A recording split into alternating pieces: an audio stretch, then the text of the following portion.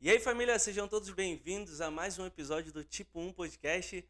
Hoje a gente tem uma convidada que vocês já devem conhecer, vocês que me acompanham lá no Instagram, vocês que acompanham a galera que tem diabetes tipo 1, a galera que é mamãe pâncreas, vocês já devem conhecer o nosso convidado, então é um prazer te receber aqui, Dominique. Fica à vontade para se apresentar, porque a gente vai conversar bastante hoje e, enfim, se apresenta aí. Prazer a todos. Me chamo Dominique. Obrigada pelo convite, João. Eu sou mãe do Arthur, esposa do Rômulo. Ambos têm diabetes tipo 1. Eu amei o convite, né? A gente tem uma página no Instagram chamada Mamãe Insulina, onde eu compartilho o meu dia a dia, as loucuras de ser mãe, esposa. E ser surtada mesmo, porque só piorou depois do diagnóstico, mas piorou de um jeito bom, né? Porque Deus trabalha de uma maneira que mesmo as piores situações se transformam nas melhores. Cara, você falou sobre isso aí e eu lembrei do seu vídeo que você postou essa semana dançando, né? Aquele vídeo de metade, metade. Nossa, eu morri com aquele vídeo. Não é assim, eu realmente tenho. Quando eu gravo um vídeo, gente, eu esqueço vaidade, esqueço tudo. Eu penso assim, cara, isso vai trazer alegria. E quando eu vejo os meus vídeos, eu me divirto muito fazendo. Quando eu faço com meu marido e com meu filho, nós nos divertimos fazendo, porque assim, não é para levar entretenimento, mas na base do chicote. Não, a gente se diverte de verdade. E o intuito acaba sendo, né? O objetivo acaba sendo alcançado, porque ficam engraçados. Eu descobri que o meu surto pode trazer alegria para alguém, gente. Que demais. Boa, isso é muito bom, né? Realmente fazendo do limão a limonada. Então, assim, você já comentou aí, né? São duas pessoas na sua casa, na sua família que tem diabetes tipo 1. Essa história foi muito curiosa, a gente vai chegar nela, vai chegar nela. Só que, antes disso, qual é o intuito aqui do podcast? Conhecer as pessoas que muitas vezes já estão presentes na internet e que tem uma história por trás, uma história longa, e muitas vezes a gente não conhece, né? A gente não conhece quase nada da Dominique, a gente conhece do Arthur, a gente agora está conhecendo do Rômulo, a vida com diabetes tipo 1, a dificuldade que é, o que a gente pode rir disso, né? Como a gente pode rir dessa história. E a Dominique tá lá, tá sempre lá, tá quase como, assim, o Instagram é seu, você é a mãe, você é a esposa, mas você é a coadjuvante do negócio, né? Porque a gente fala sobre diabetes, quem tem diabetes é o Tutu e o Rômulo, mas agora a gente quer conhecer sobre você. Então vamos lá, Dominique, vamos começar do início. O que a gente quer saber hoje? Separei uma pergunta aqui. Quem era a Dominique na infância, na adolescência, antes até de conhecer o Rômulo, antes de se casar, como é que foi essa história?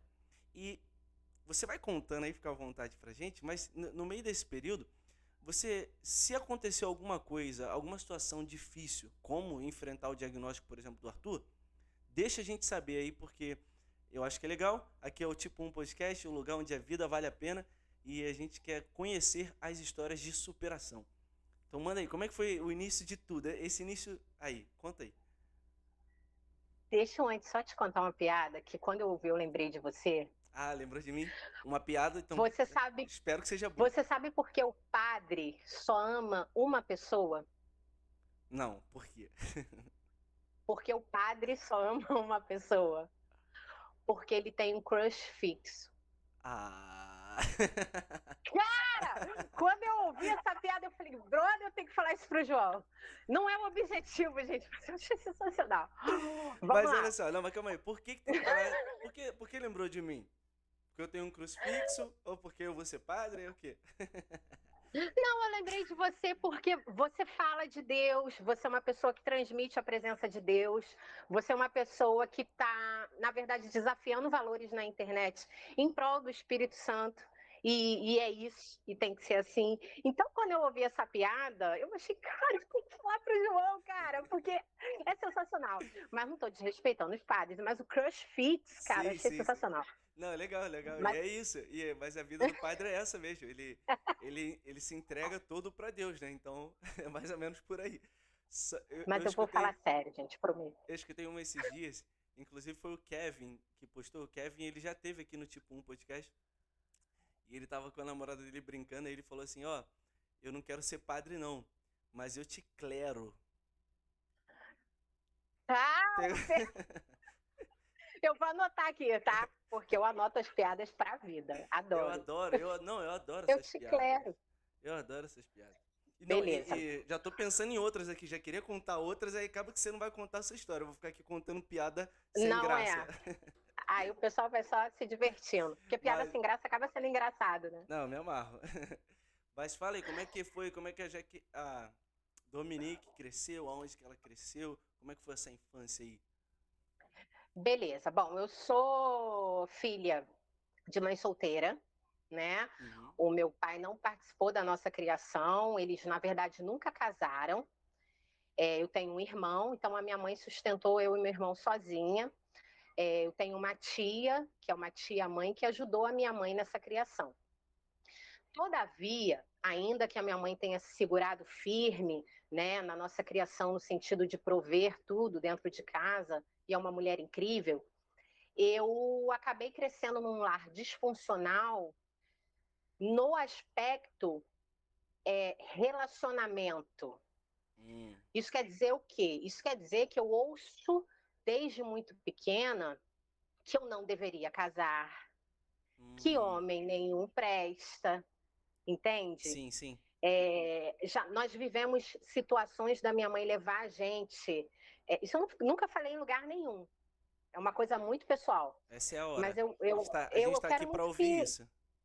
Eu quero muito de verdade que Deus nos use, sabe? Assim, é, minha mãe já levou eu e meu irmão na casa de uma amante do meu pai. Só que eu tô Hum, falando de uma criança de 6 anos, sabe? Então, assim, nesse âmbito familiar, essa imagem familiar, esse aspecto familiar foi muito distorcido desde cedo. Lembrando que eu tenho uma mãe maravilhosa, fantástica, uma mulher incrível, e eu sempre quis ser uma mãe tão boa quanto ela, sabe? Porque ela segurou a barra sozinha. Mas acabou sendo um lar disfuncional nesse aspecto, entende? o seu irmão era mais novo ou mais velho? Mais velho, 2 anos. Ele era mais velho 2 anos. Você não conhecia seu pai desde que você Não, eu conhecia meu pai, ele de vez em quando ia visitar a aparecia? gente. De vez em quando, assim, mas eles nunca viveram juntos. Quando eles ficavam juntos, assim, íamos para casa da minha avó por parte de pai, passar um final de semana. Ia ter bebida alcoólica, ia ter embriaguez, ia ter briga e ia ser um estresse. Isso a infância, tá? Uma, uma festa de família comum pra muita Não, gente, né? Já sabe que vai ter mas briga, assim, já sabe que vai ter confusão. Depois que todo é, mundo ficar bêbado, já sabe que vai. eu e o meu irmão, nós não gostávamos de ir para festas em família, né? Tanto pela parte do meu pai quanto pela parte da minha mãe, porque ia ter bebedeira, ia ter é, uma situaçãozinha que ia acabar sendo estressante para gente, Sim, sabe? sim. Então, porém, ainda nesse lar disfuncional, no sentido relacionamento, entendam, porque eu fui uma criança que nunca me faltou nada, eu sempre brinquei, sempre tive.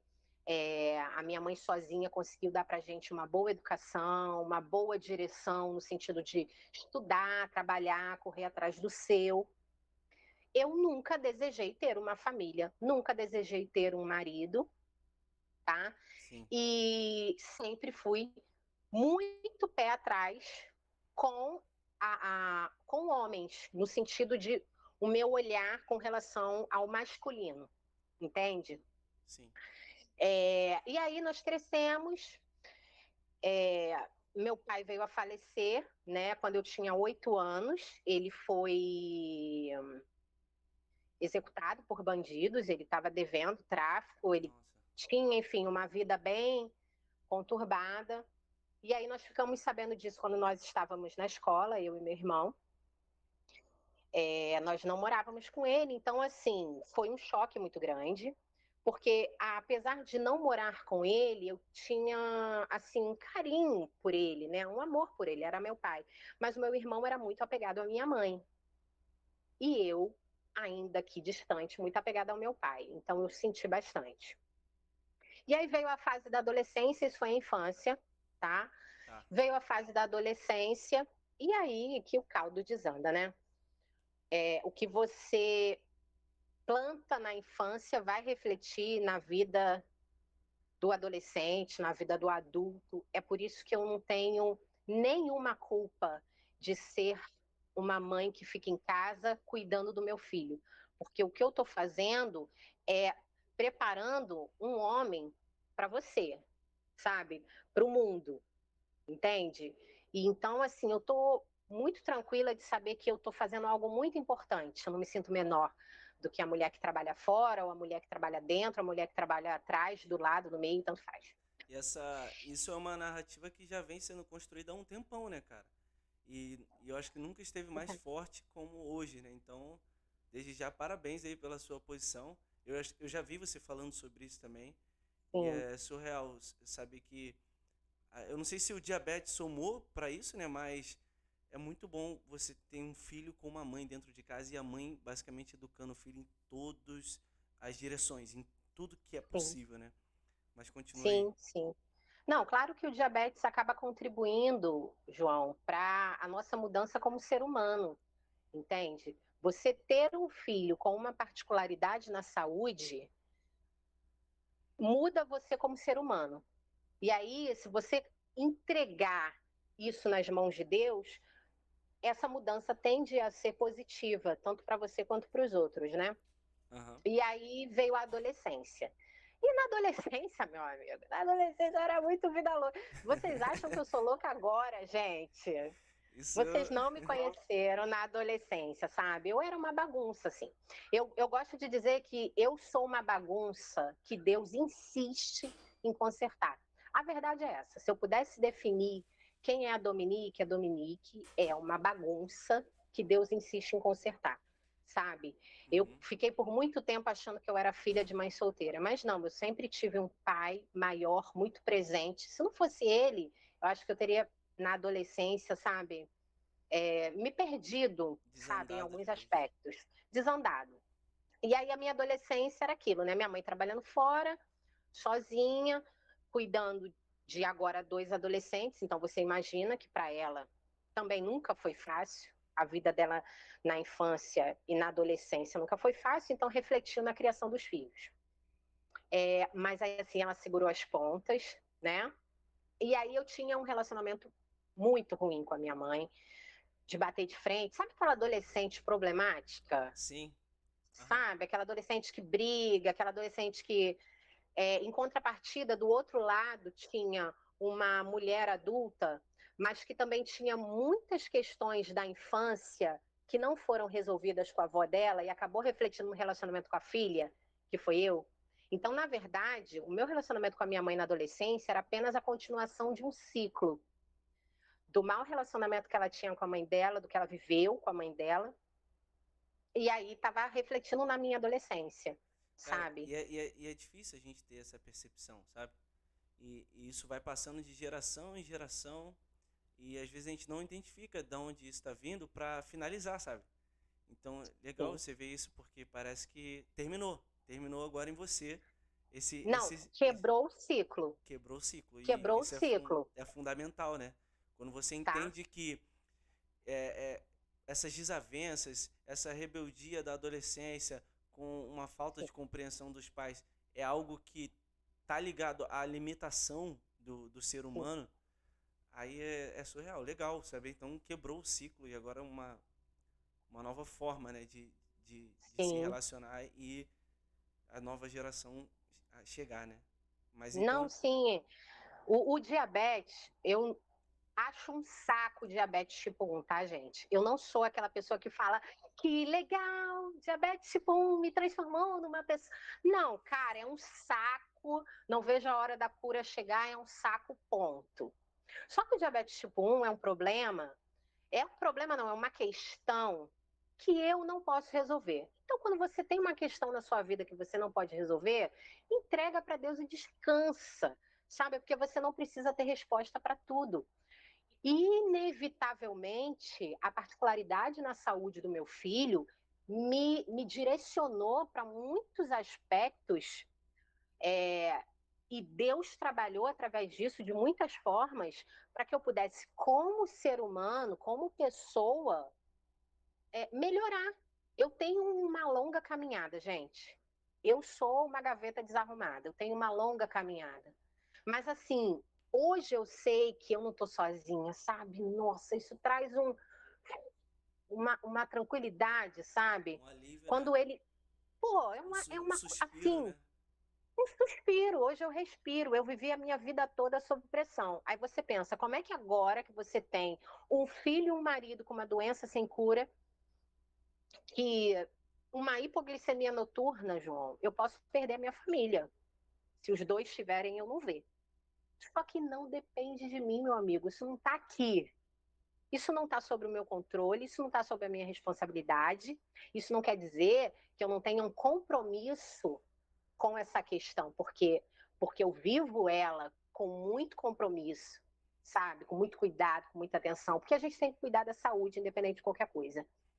Mas eu tenho um alívio muito grande hoje em dia. E aí, na minha adolescência, voltando para a questão da minha Boa, boa. adolescência, eu terminei os meus estudos e eu nem cogitei fazer faculdade. Por quê? Porque minha mãe é Dominique, e aí, você vai trabalhar? Você não vai? Meu irmão trabalha desde os 16. Por quê? Porque desde cedo ele ouviu que ele era o homem da casa, só que a gente está falando de uma criança, ele ouvia isso Uhum. quando criança. E ele não era o homem da casa, ele era só uma criança. Mas ele teve, sobre ele, foi colocada essa responsabilidade, olha, vamos lá.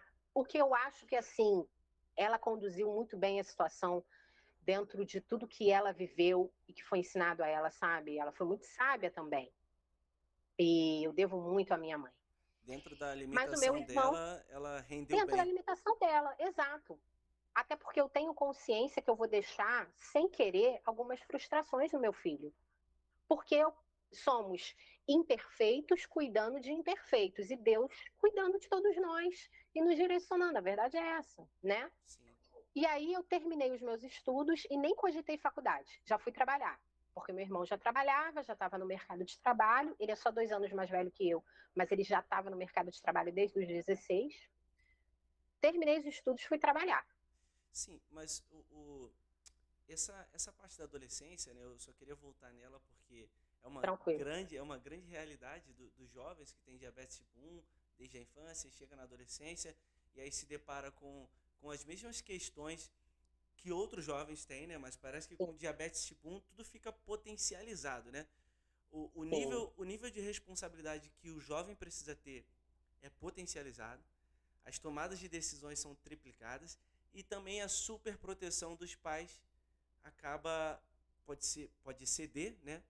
Enfim, sim, além de toda a guerra que já começa na adolescência, que é tipo assim, o adolescente ele começa a ser influenciado pelo grupo de amigos da escola, pelo grupo de adolescentes que já começam a fazer coisas erradas desde cedo. E aí ele tem duas pessoas dentro de casa falando para ele o que é certo e o que é errado. Às vezes uma só, né, como foi seu caso. sim. E ele tem 1.000 pessoas na rua dizendo para ele fazer o que é errado, né? Então, para ele é muito mais fácil ir junto com o grupo, junto com os 1.000 que estão na rua e ir contra os dois pobres coitados que estão dentro de casa, né? Ou às vezes uma só, que é a mãe solteira, né? Então, É, como é que foi não sei se você é, fica à vontade para falar o que você quiser, o que não quiser tranquilo. também, mas como é que foi Eu tô super à esse, vontade. esse embate aí? Como é que foi esse embate aí com a sua mãe na adolescência? Pois é, você falou uma questão, eu não fui uma adolescente com nenhuma particularidade na saúde. Todavia, eu fico pensando, eu sou mãe ainda de uma criança, né? Mas eu fico pensando na questão do adolescente com diabetes tipo 1, só abrindo um parênteses, o tal do passar o bastão, sabe? Hum, Que ou, ou algumas mães acabam demorando para passar, ou algumas mães passam cedo demais. Então, se eu pudesse dar uma dica diante do que eu aprendo, volto a dizer, ainda não sou mãe de adolescente, mas eu acho que esse passar gradativamente ainda vai doer menos, sabe? É semelhante quando o meu filho, quando eu vou aplicar catéter ou sensor nele, ele pergunta, mamãe, vai doer? Eu falo, filho, pode ser que doa. Pode ser que você sinta. Pode ser que doa mais, pode ser que doa menos. Meu filho tem 5 anos. Mas assim, eu preciso conquistar com ele uma relação de confiança. Se eu disser que não vai doer e doer, Entendi. são nesses pequenos detalhes, sabe? Isso na relação com a criança e na relação com o adolescente. Conquiste uma relação de confiança. Eu tô tentando, gente. Se quando o Arthur crescer, tiver as suas próprias escolhas e as suas escolhas te levarem a lugares que ele não vai gostar, é uma questão dele, sabe? Cabe a mim ter uma relação de confiança. Primeiro, orar pelo meu filho. Orar porque o meu filho não é do mundo, meu filho é de Deus, sabe? O Isso, meu filho tem um pai que está acima de mim e do pai dele aqui da terra, digamos assim, né? isso é o que você vai poder fazer sempre, sempre, sempre. E é o que tem mais poder, tá? Porque às vezes a gente fala assim, bom, agora só me resta colocar nas mãos de Deus. Gente, as mãos de Deus vêm primeiro, Sim, sim. todo o resto vem depois. Bem Sabe? observado. A gente acha que tem um poder, um controle da situação e a gente não controla absolutamente nada.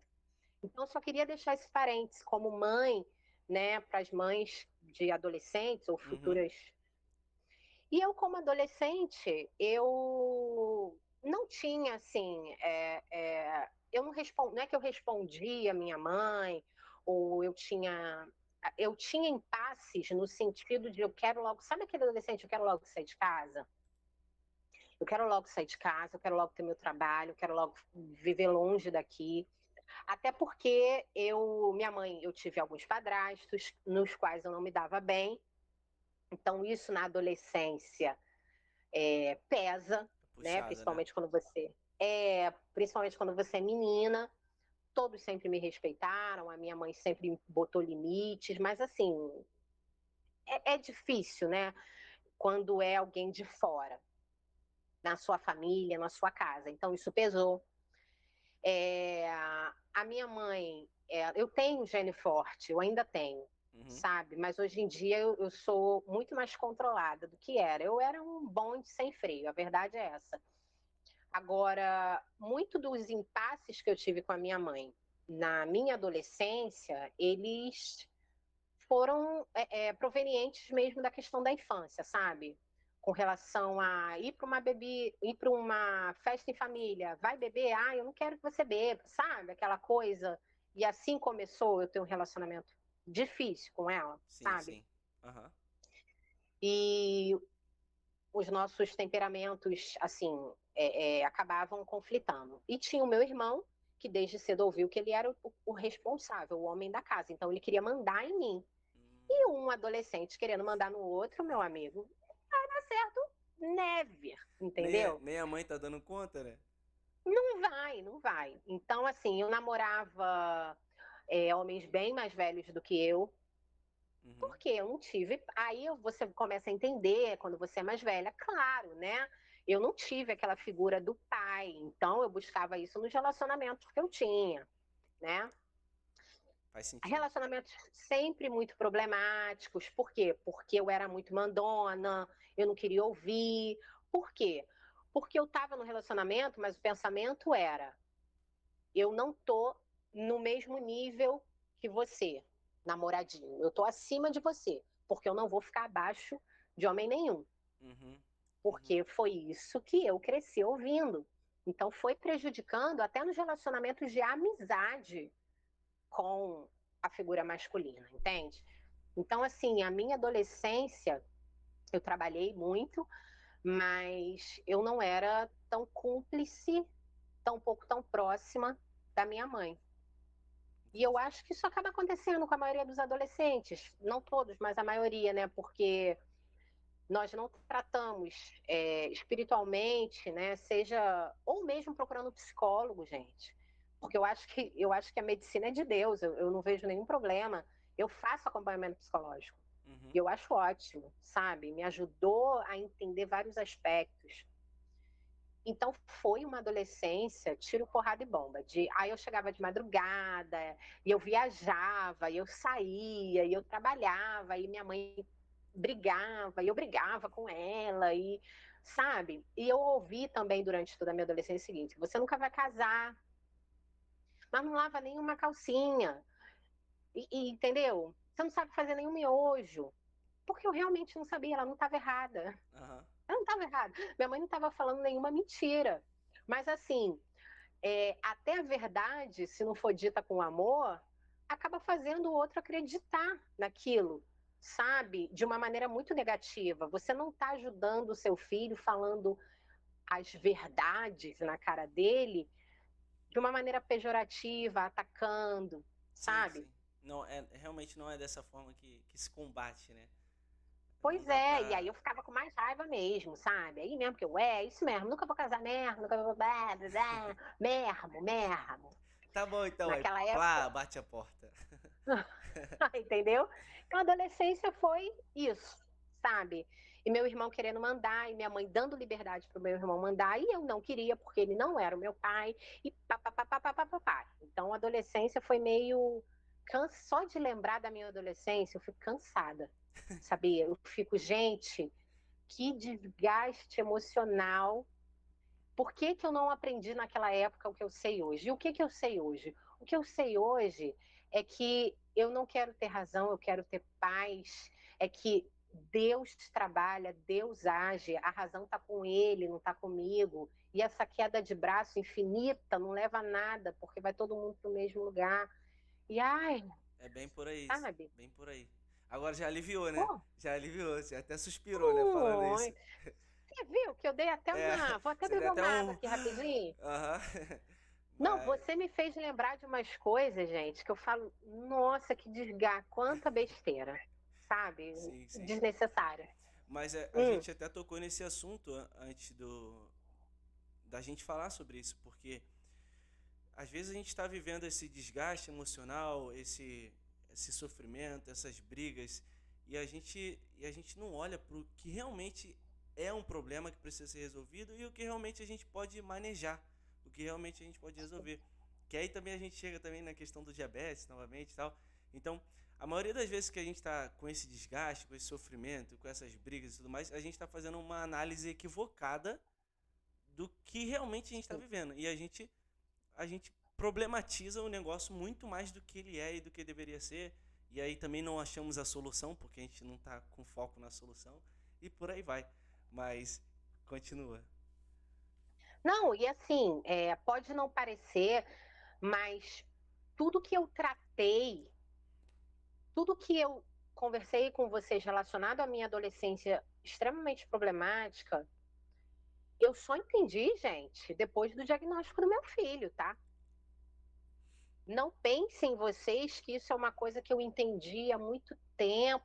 Não, Quem dera, né? assim, quem me dera, entende? Não foi nem depois da maternidade, porque eu tive o Arthur e tive depressão pós-parto. E eu tive depressão pós-parto, então, assim, era um período que eu estava louca para voltar a trabalhar, ao mesmo tempo eu queria ficar o primeiro ano com meu filho. Ao mesmo tempo, eu queria que todo mundo me ajudasse. Ao mesmo tempo, eu não queria depender do meu marido, entende? Eu não queria ficar abaixo do meu marido, porque se eu parar de trabalhar, eu estou abaixo do meu marido. Então, na verdade, o diagnóstico do meu filho, ele me fez buscar ajuda, e nesse buscar ajuda, muitas questões foram tratadas. A verdade é essa. Não é que o diabetes fez a minha vida muito melhor. Não, não. Mas foi, sem dúvida, um meio utilizado por Deus para tratar muitas questões, muitas feridas. Pô, Entende? você tá falando aí, eu tô lembrando, porque é exatamente isso. A gente fala sobre diabetes na rede social.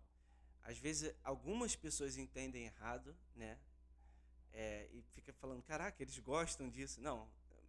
Às vezes eu penso, não preciso nem falar, né? É lógico que se a gente pudesse escolher, né? É A gente, claro. a gente não ia ter. Mas, é, também, eu tenho tratado muito desse tema, falar do sofrimento, né? Eu já falei na rede social também, eu não acho que o diabetes é um sofrimento, um sacrifício, mas é uma chatice, né? É, É e, e, chato. e, assim, de alguma forma Deus permitiu. Se isso aconteceu, Deus permitiu.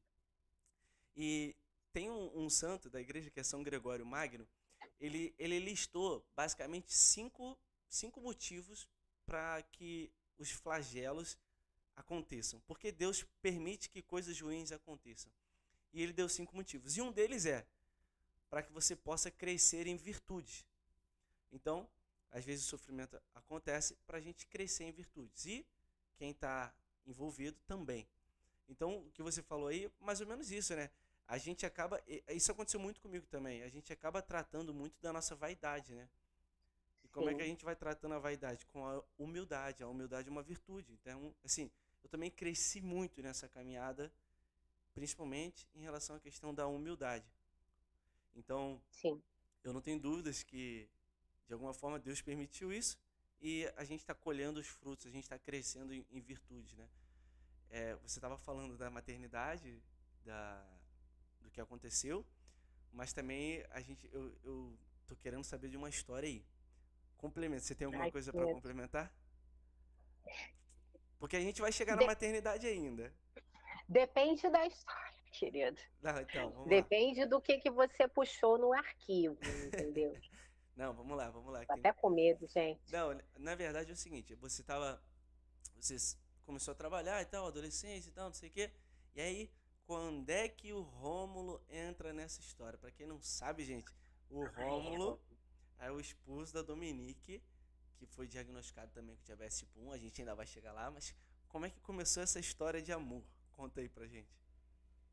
então, na verdade, o Rômulo era meu vizinho, Hum, tá? E o pai dele tem um mercado no bairro. hum. E o pai do Rômulo, meu sogro, ele sempre me chamava de minha nora. Eu namorando, gente. Outra pessoa.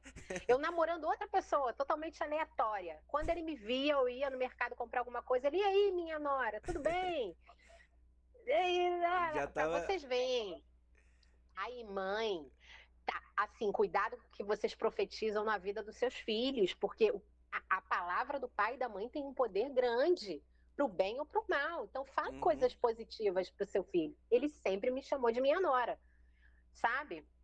E eu nem falava com o Rômulo. Eu trabalhava fora, ele estudava, a gente não se encontrava. Quando a gente se encontrava era no máximo bom dia, boa tarde, boa noite.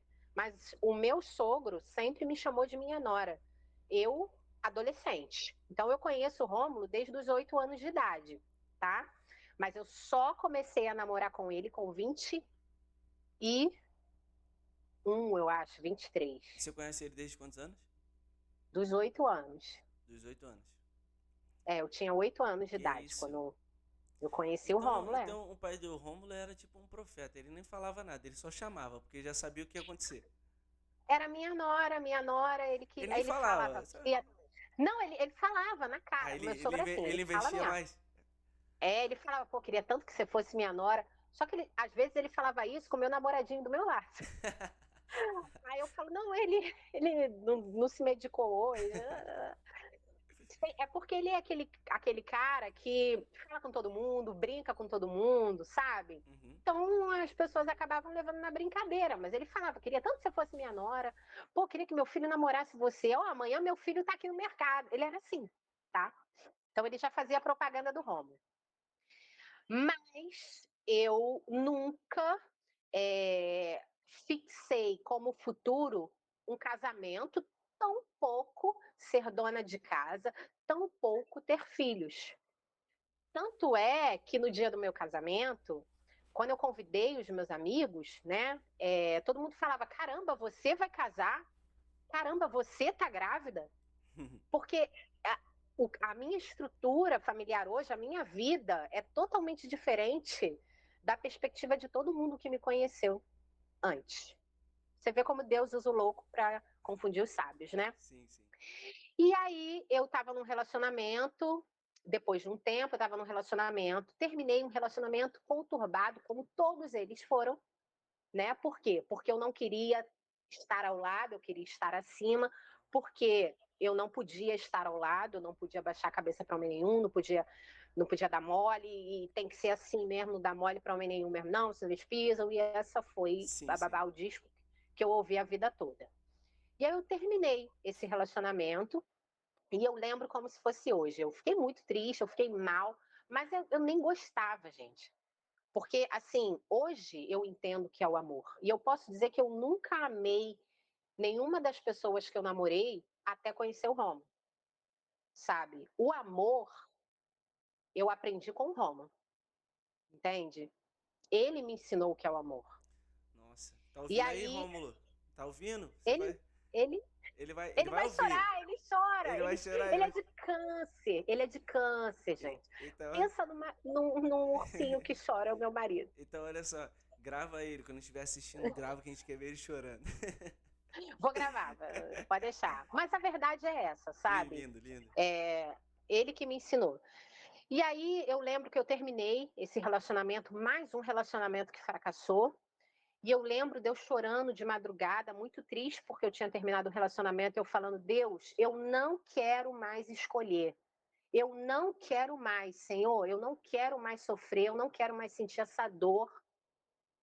Escolhe, Senhor, escolhe. Escolhe o Senhor. Eu quero que o Senhor escolha agora. Eu não quero mais, eu estou fazendo tudo errado. Eu não estou falando, gente, de uma pessoa que vivia na igreja, tá? Mas eu estou falando de uma pessoa que, num momento de muita dor, sentiu a necessidade de pedir ajuda a Deus e falar: eu não estou sabendo lidar com os meus relacionamentos, sabe? Isso falando relacionamento homem-mulher. Meus namoros dão errado, é muita briga, é um relacionamento estranho, eu não estou gostando. E eu lembro que eu chorei a noite toda, até amanhecer. Não demorou muito, assim, alguns dias, eu comecei a conversar com o Rômulo pelo MSN. A gente Hum, começou a conversar. MSN. A gente, Eu a gente tive. começou a conversar. Eu tive Eu MSN. sou da época Orkut, né? Aquela coisa. Não, é bem assim, porque pra falar na MSN eu lembro que eu perguntava, vai ficar online hoje?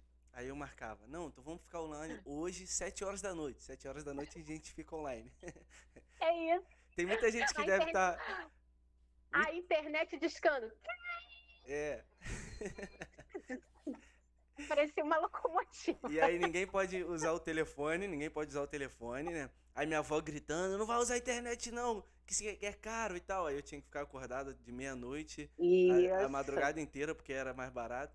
Mas enfim, aí no MSN começou o bate-papo.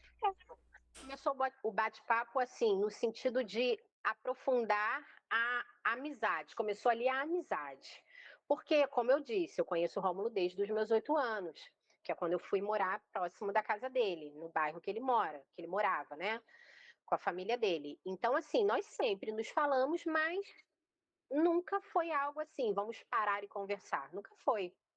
Aham. E aí nós começamos a conversar pelo MSN. Gente, certamente eu estou esquecendo de alguma coisa, porque a riqueza de detalhes é o Rômulo, entende? Rômulo lembra o que ele comeu no dia 15 de fevereiro de quando ele tinha 3 anos, tá? E É, vocês moravam onde? Era onde? era um Barro Vermelho, em São Gonçalo. Ah, tá. Barro Vermelho, mas depois asfaltaram, tá, Tá. gente? Ficou Mas super tranquilo. o nome continuou. O nome continua Barro Vermelho, Tá. muito bonitinho lá. Aí, o Rômulo, nós conversando pelo MSN, nós dois conversando, ele também tinha acabado de terminar um relacionamento.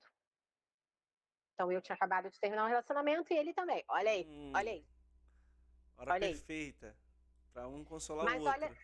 veja bem, como amigos. Se não serve para ser amigo, não serve para ser marido, sabe? Porque no final de tudo, é a amizade que vai prevalecer. Então, o Rômulo, nós ficamos conversando por um bom tempo. Nós conversávamos e aí nós fomos nos conhecendo um pouco mais, sempre como amigos. Eu já não queria me relacionar com ninguém e ele também estava numa fase que estava magoado, tinha saído de um relacionamento. Então, ele também, apesar de que eu acho que ele já tinha uma maldadezinha, já acho que ele já estava já querendo já dar uns pega, mas não E aí, falava nada. Rômulo? Não vai Ele confessar sempre me nunca. respeitou. Jamais, jamais. Rômulo é desses. Mas ele sempre me respeitou. Sempre. Ou seja, ele era diferente, sabe? E ele já estava sendo resposta de oração. E aí, depois, conversando, o vizinho, aí a gente já se via, já se parava para conversar no ponto de ônibus e tal. Ele me chamou para ir numa festinha da família dele, uma festinha junina. Aí eu fui nessa festinha junina, Aham. né? Aí, depois de um tempo, Dançaram pá, quadrilha, obviamente. dançamos, A hora da entendeu? quadrilha é Dançamos. uma hora ótima, que aí já pega na mão. Entendeu? Você tá entendendo, né? Aham. E aí aconteceu, depois de um tempo, aconteceu de nós ficarmos, demos lá o primeiro beijinho. Aham. Antes disso, gente, o Rômulo fez uma coisa que me conquistou. Ele fez um sanduíche de forno e levou na minha casa. Ele fez, o Rômulo cozinha muito bem. Ele me conquistou com a Pô, comida, a mandou verdade foi bem, essa. mandou bem. Entendeu? E aí eu falei, cara, esse garoto cozinha e é muito gostoso. E ele levou e a gente ficava conversando. Então nós começamos de uma maneira tão saudável que foi diferente de tudo que eu tinha vivido. E aí nós começamos o namoro. E eu digo a vocês, gente, olha, eu não sei o que o Rômulo fez para merecer, mas ele penou. Ele Ele penou, penou, penou pela. porque ele penou, porque é como eu falei, é, a minha criação no sentido de que a maneira que eu me relacionava era eu estou acima, eu não abaixo a cabeça, eu estou sempre certa, entendeu? Aham. E foi assim por um bom tempo. Homem nenhum E vai me ele falar o que eu tenho que fazer, se eu tô não certo, se eu tô vai, errado. entendeu? Só faltava balançar assim. Sim. Antigamente eu até podia fazer isso. Hoje em dia já amamentei e não posso. Sinto São Gelário. Não dá. Mas aí o que que acontece? Ele. Por isso que eu digo que ele me ensinou o que é o amor. Porque enquanto eu oferecia o meu pior, ele me oferecia o seu melhor. Ele me amava independente do que ele recebia em troca. É claro que ele não ia aguentar aquilo por muito tempo. Aham. Entende? Porque ninguém aguenta ser tratado. Eu não estou dizendo, gente, que eu agredia o Rômulo, mas assim, vocês conseguem entender o Cala a quanto é boca! chato? Gente, vocês conseguem entender o quanto é chato se relacionar com uma pessoa que está sempre certa? Uma pessoa que quer estar acima de você, uma pessoa que não abaixa a cabeça no sentido de vamos conversar para Aham. tentar suprir os dois lados. Não, era suprir o meu lado e ponto. Sim. E aí, com o tempo, com o passar do tempo, muita paciência, né? Amor. Porque hoje eu entendo que isso é amor, sabe? O nosso relacionamento foi melhorando e aí nós terminamos. Nós ficamos separados por 3 meses. Cara, então, peraí, vocês começaram a namorar, você tinha quantos anos? Peraí, nós 20, namoramos por 4 anos e casamos. Eu casei com 26, 21, 22, 23, 24, 25, 22. 22, 22. Certo, certo. Tô contando aqui, 22, 23, Entendi. 24, Aham. 22. Aí, tipo, um ano, sei lá, Aí vocês ficaram 3 meses separados. nos separamos. Aham. E aí nós voltamos. Só que antes de nós voltarmos, depois de 3 meses, e aí eu senti um vazio enorme, porque ninguém nunca tinha me oferecido, de uma maneira tão genuína, aquele carinho, sabe? Pensei que você ia falar o, o sanduíche que ele fez.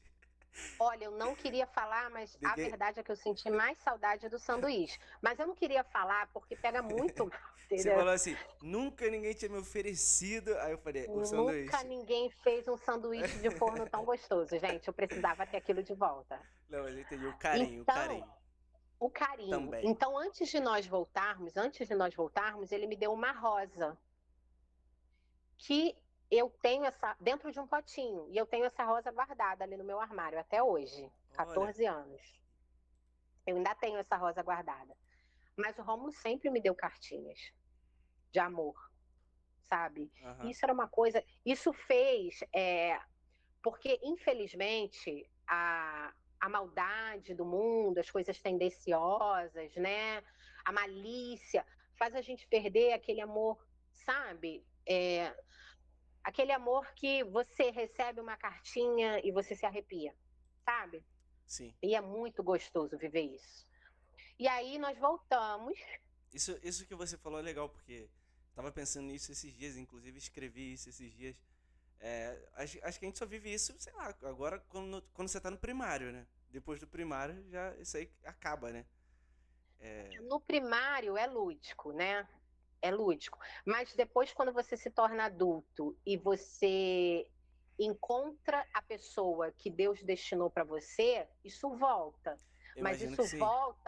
isso volta com um sentimento de realidade, ou seja, você enxerga todos os defeitos, né? Porque quando você está lá no primário, você só enxerga a perfeição. Aham, aham. Mas você enxerga todos os defeitos, mas ainda assim você fala, cara, é com você que eu quero estar para sempre, mesmo com vontade de te enforcar, porque você deixou essa toalha molhada. Eu já falei 1000 vezes, Rômulo, para não fazer isso, sabe? Aham.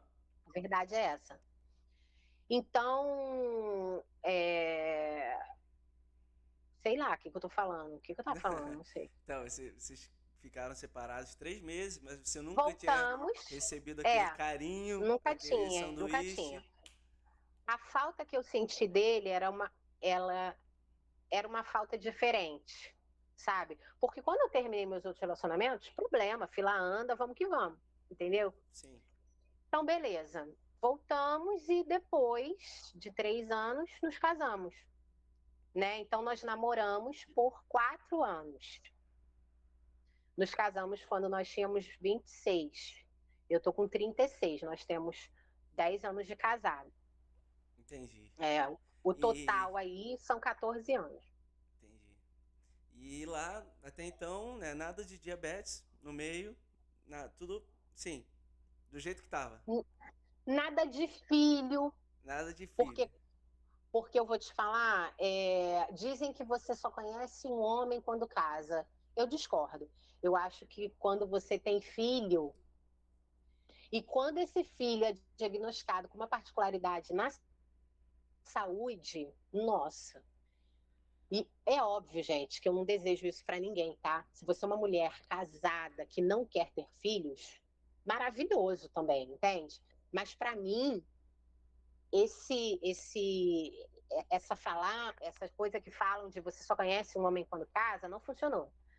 Eu só conheci e valorizei depois do filho e depois da doença. Porque o amor por ele só aumentou, sabe? Só aumentou. Então, vamos chegar E lá. Aí quando é que foi, chega lá. quando que o Tutu chegou? Aí, engravidei, né? Fui varrer o quintal, voltei grávida. Falei, né, com o Rômulo que eu não queria parar de trabalhar, mas ali eu já conversava muito com Deus, sabe? Eu orava muito, eu já pedia muito a Deus, porque eu queria. Ali eu já sentia a necessidade de fazer algo diferente. Como assim? Eu queria estar próxima do meu filho, porque a minha mãe sempre precisou trabalhar muito para que a gente não passasse fome mesmo, entende? Aham. Então, quando eu engravidei, eu já queria estar mais próxima do meu filho. Só que eu não vou ser sustentada pelo meu marido. Como assim? Não, eu ser sustentada Não, por um homem? jamais. Sou isso louca. Engravidei, tive filho e eu falei, eu vou ficar 1 ano sem trabalhar. Depois que meu filho fizer 1 ano, eu volto a trabalhar. Eu vou estar ali me mantendo com o meu auxílio, não vou precisar de Rômulo para nada, financeiramente falando, né? Aham. Só que quando o Arthur nasceu, gente, vieram vários sentimentos, né? O primeiro, até eu escrevi uma frase aqui que entra justamente nessa questão de quando você se torna mãe. Não crie expectativas erradas e desleais sobre as pessoas, tá? Não crie expectativas. Você que está grávida, você que acabou de ter um filho, ou você que acabou de receber o diagnóstico de um filho, a frase é a mesma. Não crie expectativas irreais ou desleais sobre as pessoas. Por quê? Porque quando o Arthur nasceu, gente, eu achei que assim, tem minha sogra, tem minha mãe, tem minha tia, tem não sei o quê. Não, não tem. As pessoas estão vivendo as suas vidas. As pessoas têm suas vidas.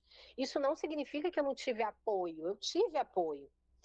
entende? Mas as pessoas me davam o apoio que elas podiam, as pessoas dão o que podem, ok? Sim. O mesmo prevalece para você que acabou de receber o diagnóstico da doença do seu filho, seja ela qual for.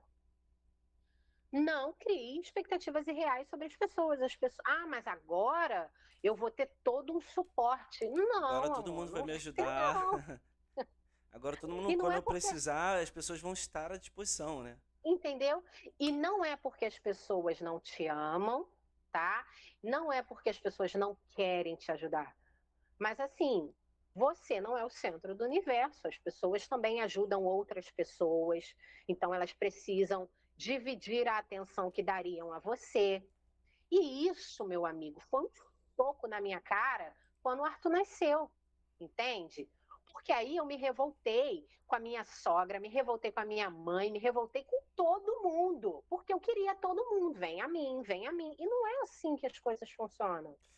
Quando Cara, veio o diagnóstico do diabetes do Arthur, foi a a mesma mesma coisa, a coisa. história se repetiu, Então entende? lá na maternidade, assim, o que aconteceu depois dali ainda não tinha sido suficiente. No diagnóstico também foi a mesma coisa, né?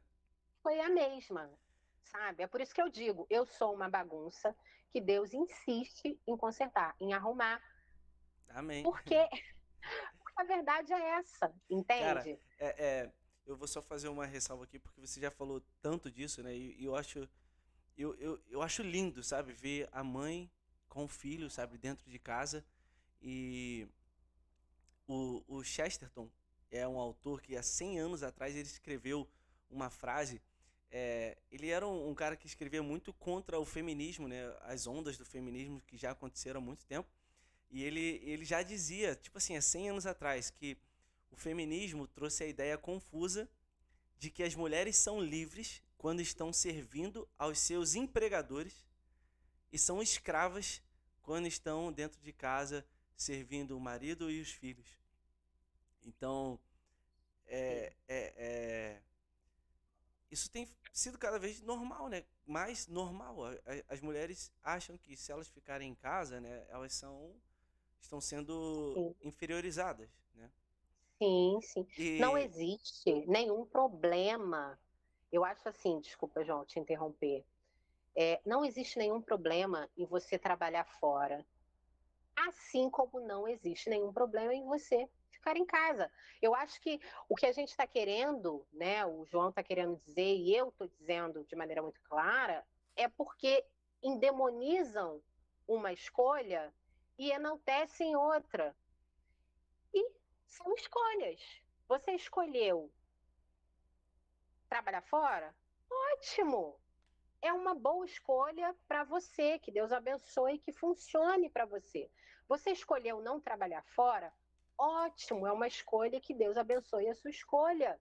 Agora, não colocar de uma maneira como isso é ruim e isso é bom, eu acho que é uma burrice muito grande, sim, sabe? eu ainda Porque, digo. e é isso que eles fazem, na verdade, né? Sim, e eu ainda Felizmente. digo mais do que burrice, maldade, né? Então existe Claro. uma maldade grande por trás dessa narrativa e que as pessoas não enxergam, sabe? Que eu acho que alegria assim pode ter no coração de uma mãe quando ela passa a infância do filho inteira com ele, sabe? Isso não acontece mais. As Não. mães deixam os filhos no colégio e vão trabalhar. E é engraçado que eu lembro eu dando aula, né? Tem semana de prova, né? Então, semana de prova, teoricamente o aluno sai cedo e ele vai para casa cedo. Só que os pais não querem. Os pais não querem. O filho tem que ficar na escola o máximo de tempo possível. Se puder ficar de manhã e de tarde, melhor, porque aí eles ficam livres para fazer o que eles querem. E assim, os filhos ficam abandonados na escola. E como é que eu vou saber se a escola tá fazendo com o meu filho o que eu realmente quero, o que eu realmente prezo, o que eu realmente acho que é certo, o que eu realmente acho que é errado? Muitas das vezes não é isso que acontece, né? Então, por trás dessa narrativa que a gente tem ouvido cada vez mais, tem uma maldade, cara. Eu não tenho dúvidas Tem, disso. claro. E Na verdade, tem interesses políticos, né? Interesses financeiros. E esses interesses, eles estão acima do nosso bem-estar, né? Certo. Então, assim, eu me sinto muito valorizada. Eu não vou dizer a você que eu não tenho vontade de voltar a trabalhar, mas eu entendi o seguinte: essa fase, porque a vida é feita de fases, e o meu filho vai crescer e não mais vai precisar que eu esteja presente todo o tempo, vai passar. Então, eu submergi nessa fase. Eu não estou vivendo essa fase mais ou menos. Eu estou vivendo essa fase mergulhada, sabe? Ou seja, eu estou vivendo a maternidade da maneira mais intensa. Isso me traz uma felicidade, eu me sinto tão valorizada, entende? Porque mesmo as escolhas erradas que o meu filho venha fazer no futuro, Deus que me livre, mas ele é um ser humano e ele vai É isso. viver, né? Ele vai voar. Eu vou analisar e eu vou falar, eu não vou me sentir tão culpada, porque eu acho que não tem nada pior do que você sentir culpa por ausência. Sim. A realidade, qual é a realidade? A realidade é que a maioria das mulheres precisam trabalhar, Eu ia, eu ia, né? eu ia tocar nesse ponto. Não são todas, não são todas assim. Eu falo com muitas mães que são mães como foi a minha mãe, sabe? Sua mãe teve que trabalhar, né? Não tinha Minha outra mãe opção. não tinha opção. A gente está falando aqui de uma questão de opção mesmo, né? Se você pode, entenda bem esse discurso para não ter, não ser distorcido. Sim, pra Se gente não ser você cancelado. pode, exatamente, se você pode viver de uma maneira mais intensa a sua maternidade, e isso não significa se anular, porque de nenhuma forma eu me anulo. Eu vou à academia, eu malho aqui no condomínio, então malho de graça, eu saio, vou no shopping, fico olhando vitrine, não compro nada, gente. Só tomo um café. Eu saio para ir no shopping e gasto R$ 3. Mas eu, Porque é o que eu tenho, amor, no bolso, mas, entendeu? mas assim, eu acho que o grande ponto é, né?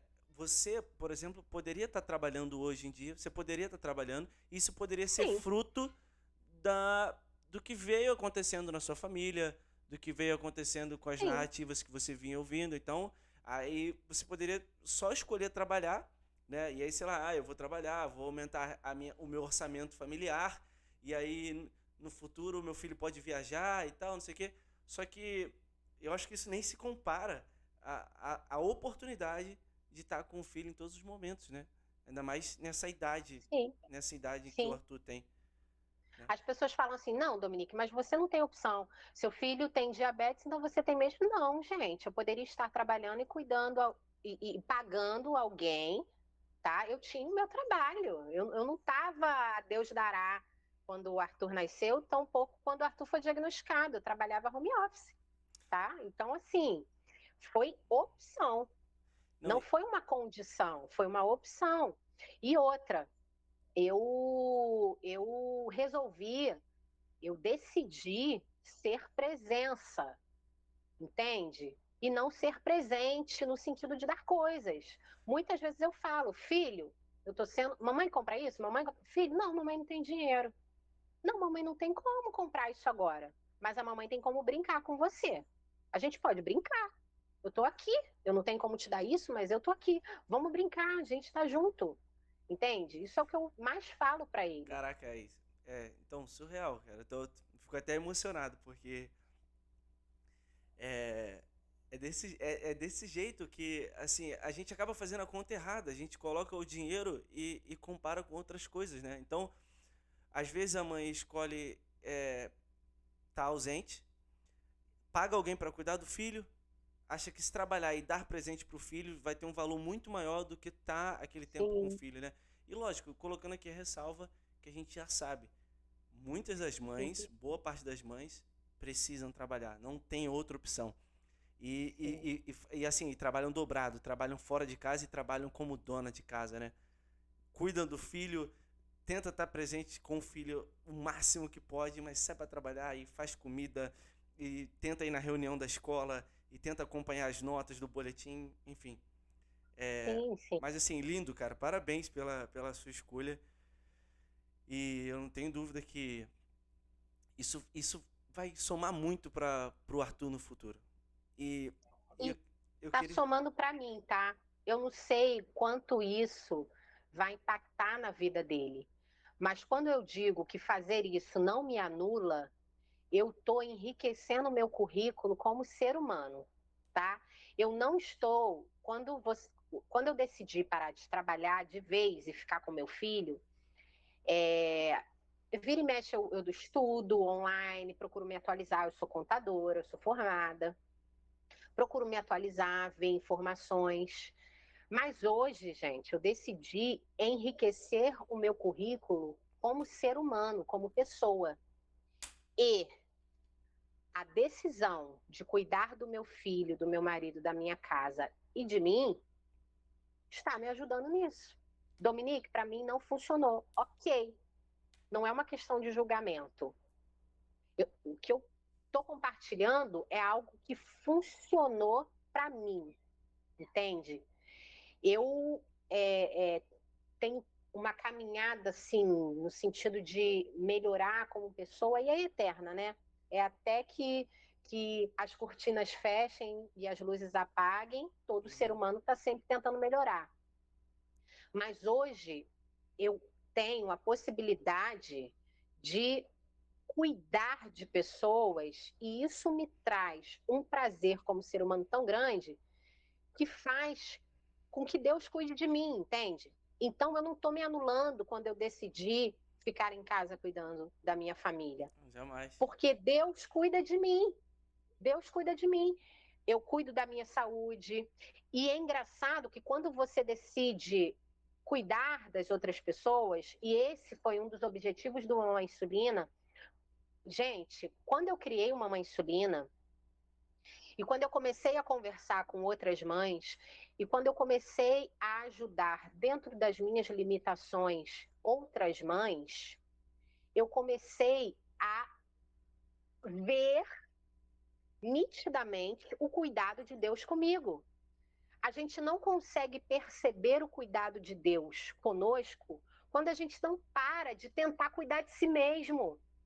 Entende? Quando você para de tentar cuidar de si mesmo e resolver todos os seus problemas e começa a ajudar outras pessoas, você começa a ver Deus cuidando de você em todas as situações, sabe? Ele começa a possibilitar tempo para você ir numa academia, para você ir num nutricionista, para você ir num ginecologista, porque a verdade é que quando você tem um filho pequeno com diabetes tipo 1, você às vezes tem que sair no meio da consulta, Aham. entende? Então, Deus começa a cuidar dessas questões. Ele cuida, ele provê de verdade na sua vida. Então, você não está se anulando, você está abrindo as portas e criando possibilidades para que Deus haja na sua vida. E isso é o que aconteceu comigo, Dominique, quando eu tomei a decisão de cuidar da minha família e parar de trabalhar. Por enquanto. Entende? Eu estou enriquecendo o meu currículo como ser humano. É isso, entende? É isso que eu acredito e é isso que eu sinto. Porque a paz que eu sinto, ainda que eu enlouqueça dentro de casa, às vezes, com Arthur e Romulo e queira jogar eles, porque não é essa coisa lúdica, muitas vezes eu quero jogar eles da janela, entende? Apesar de eu Aham. morar no primeiro andar. Muitas vezes eles me irritam de uma forma que eu falo, cara, eu vou pedir as contas. Aham. Mas faz parte do show, é isso. A vida é isso, né? Quando a gente decide, ai, Senhor, me ajuda. Cara, quando nós fomos começar a gravar aqui o podcast, Aham. várias coisinhas deram errado, né, João? Sim, sim. Várias coisinhas. Nos E bastidores. aí, nos bastidores, eu fiquei pensando, cara, mas é isso. Quando você decide fazer uma coisa, eu vou levar para o lado espiritual, gente, porque para mim Deus em primeiro lugar e depois vem todo o restante das Aham. coisas. Quando a gente decide fazer alguma coisa que a gente sabe, por exemplo, eu e João sabíamos que a gente ia falar de Deus, porque ele é a nossa base. A gente não pode esperar que o diabo vai estender o tapete vermelho e falar, vai lá, vai dar tudo certo. Então, quando começou as picuinhas agora antes da gravação, de, ih, meu Deus, faz. João, peraí que atua a bomba, não sei o quê. Eu já estava esperando por essas pequenas coisinhas erradas. que acontece quando você decide fazer o certo. Olha aí, ó, sumiu a imagem do João. Inclusive deu errado Estou agora, né? surpresa? Estou surpresa? Não estou surpresa, nem um pouco. A gente É, tem que também perder esse lúdico de que vou decidir fazer o certo, então tudo vai dar certo. Nada, menina. Aí que, ó, tô falando super bem aqui da minha família, não sei o que, não sei o que lá. Eu boto o pé ali fora, aí Arthur tá fazendo uma coisa super irritante. Entende? Porque é isso. Quando você decide fazer o certo, o inimigo vai te apresentar vários obstáculos, né? A sim. verdade é essa, né? Se for ao contrário, alguma coisa tá errada, né?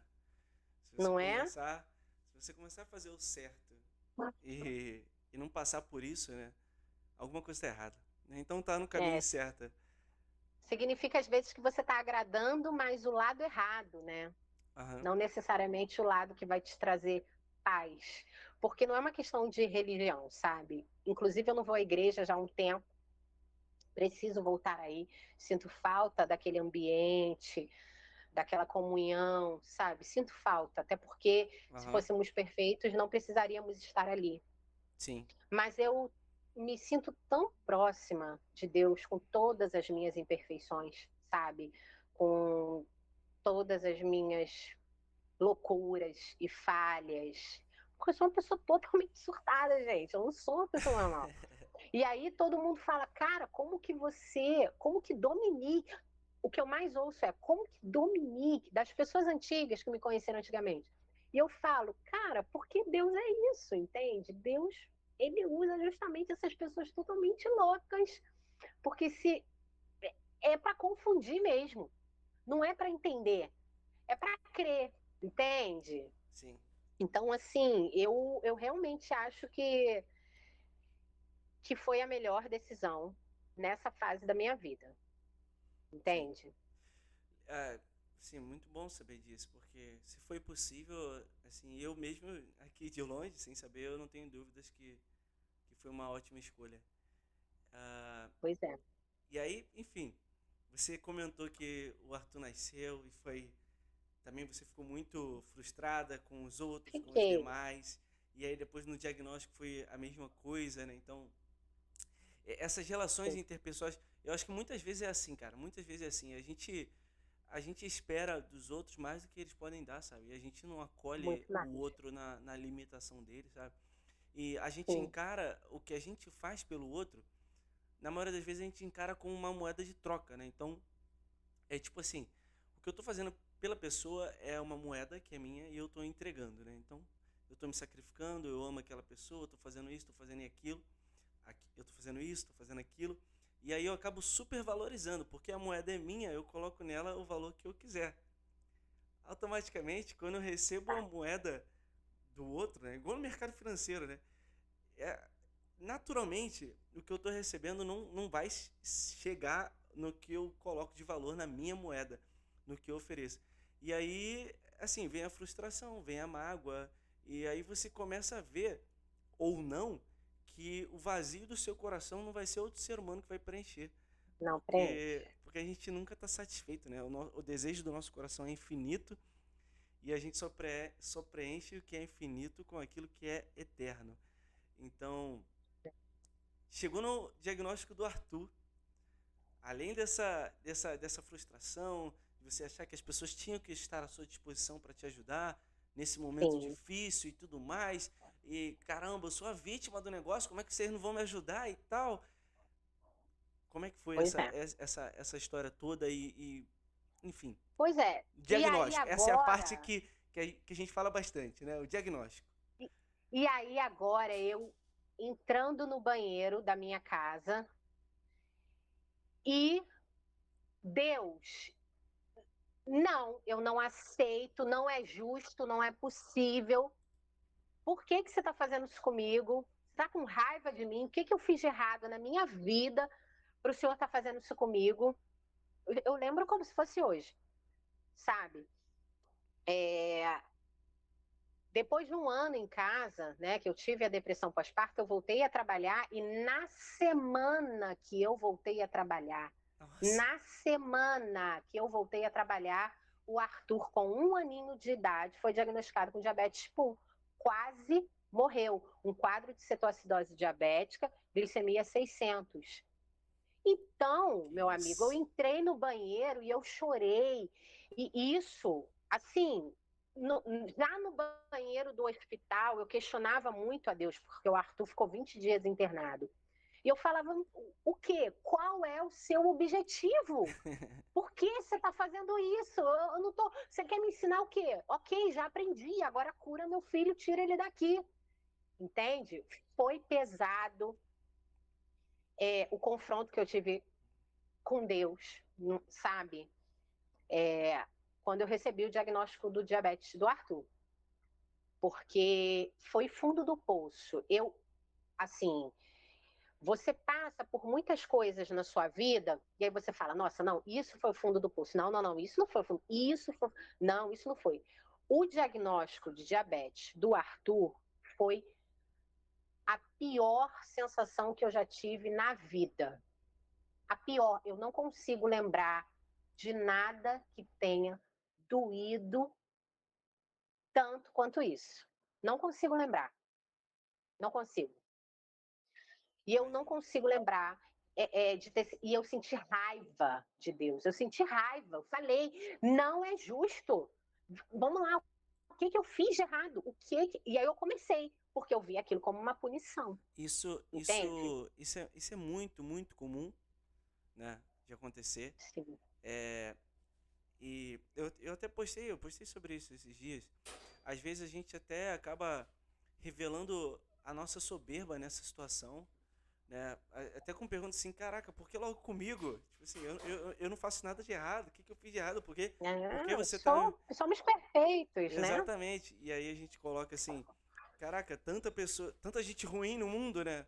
Por que que isso vai acontecer comigo? Então, isso na real é É, uma soberba disfarçada de justiça, né?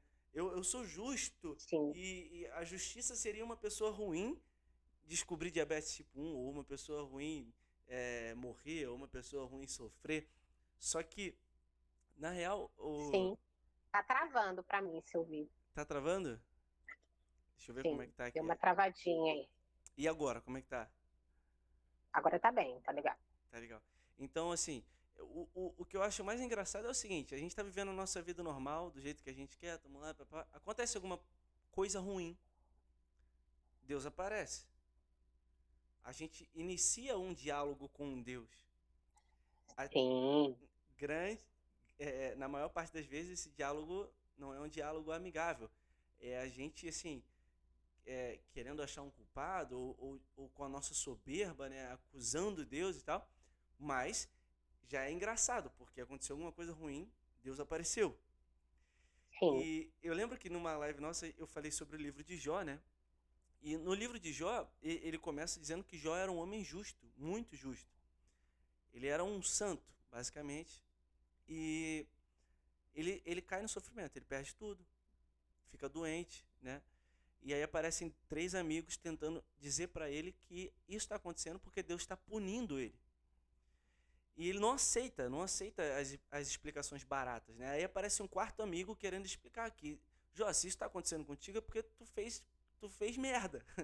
Então assume logo. Se coloca na tua posição de pecador, se coloca na tua posição de um homem injusto e assume logo. E ele não aceita.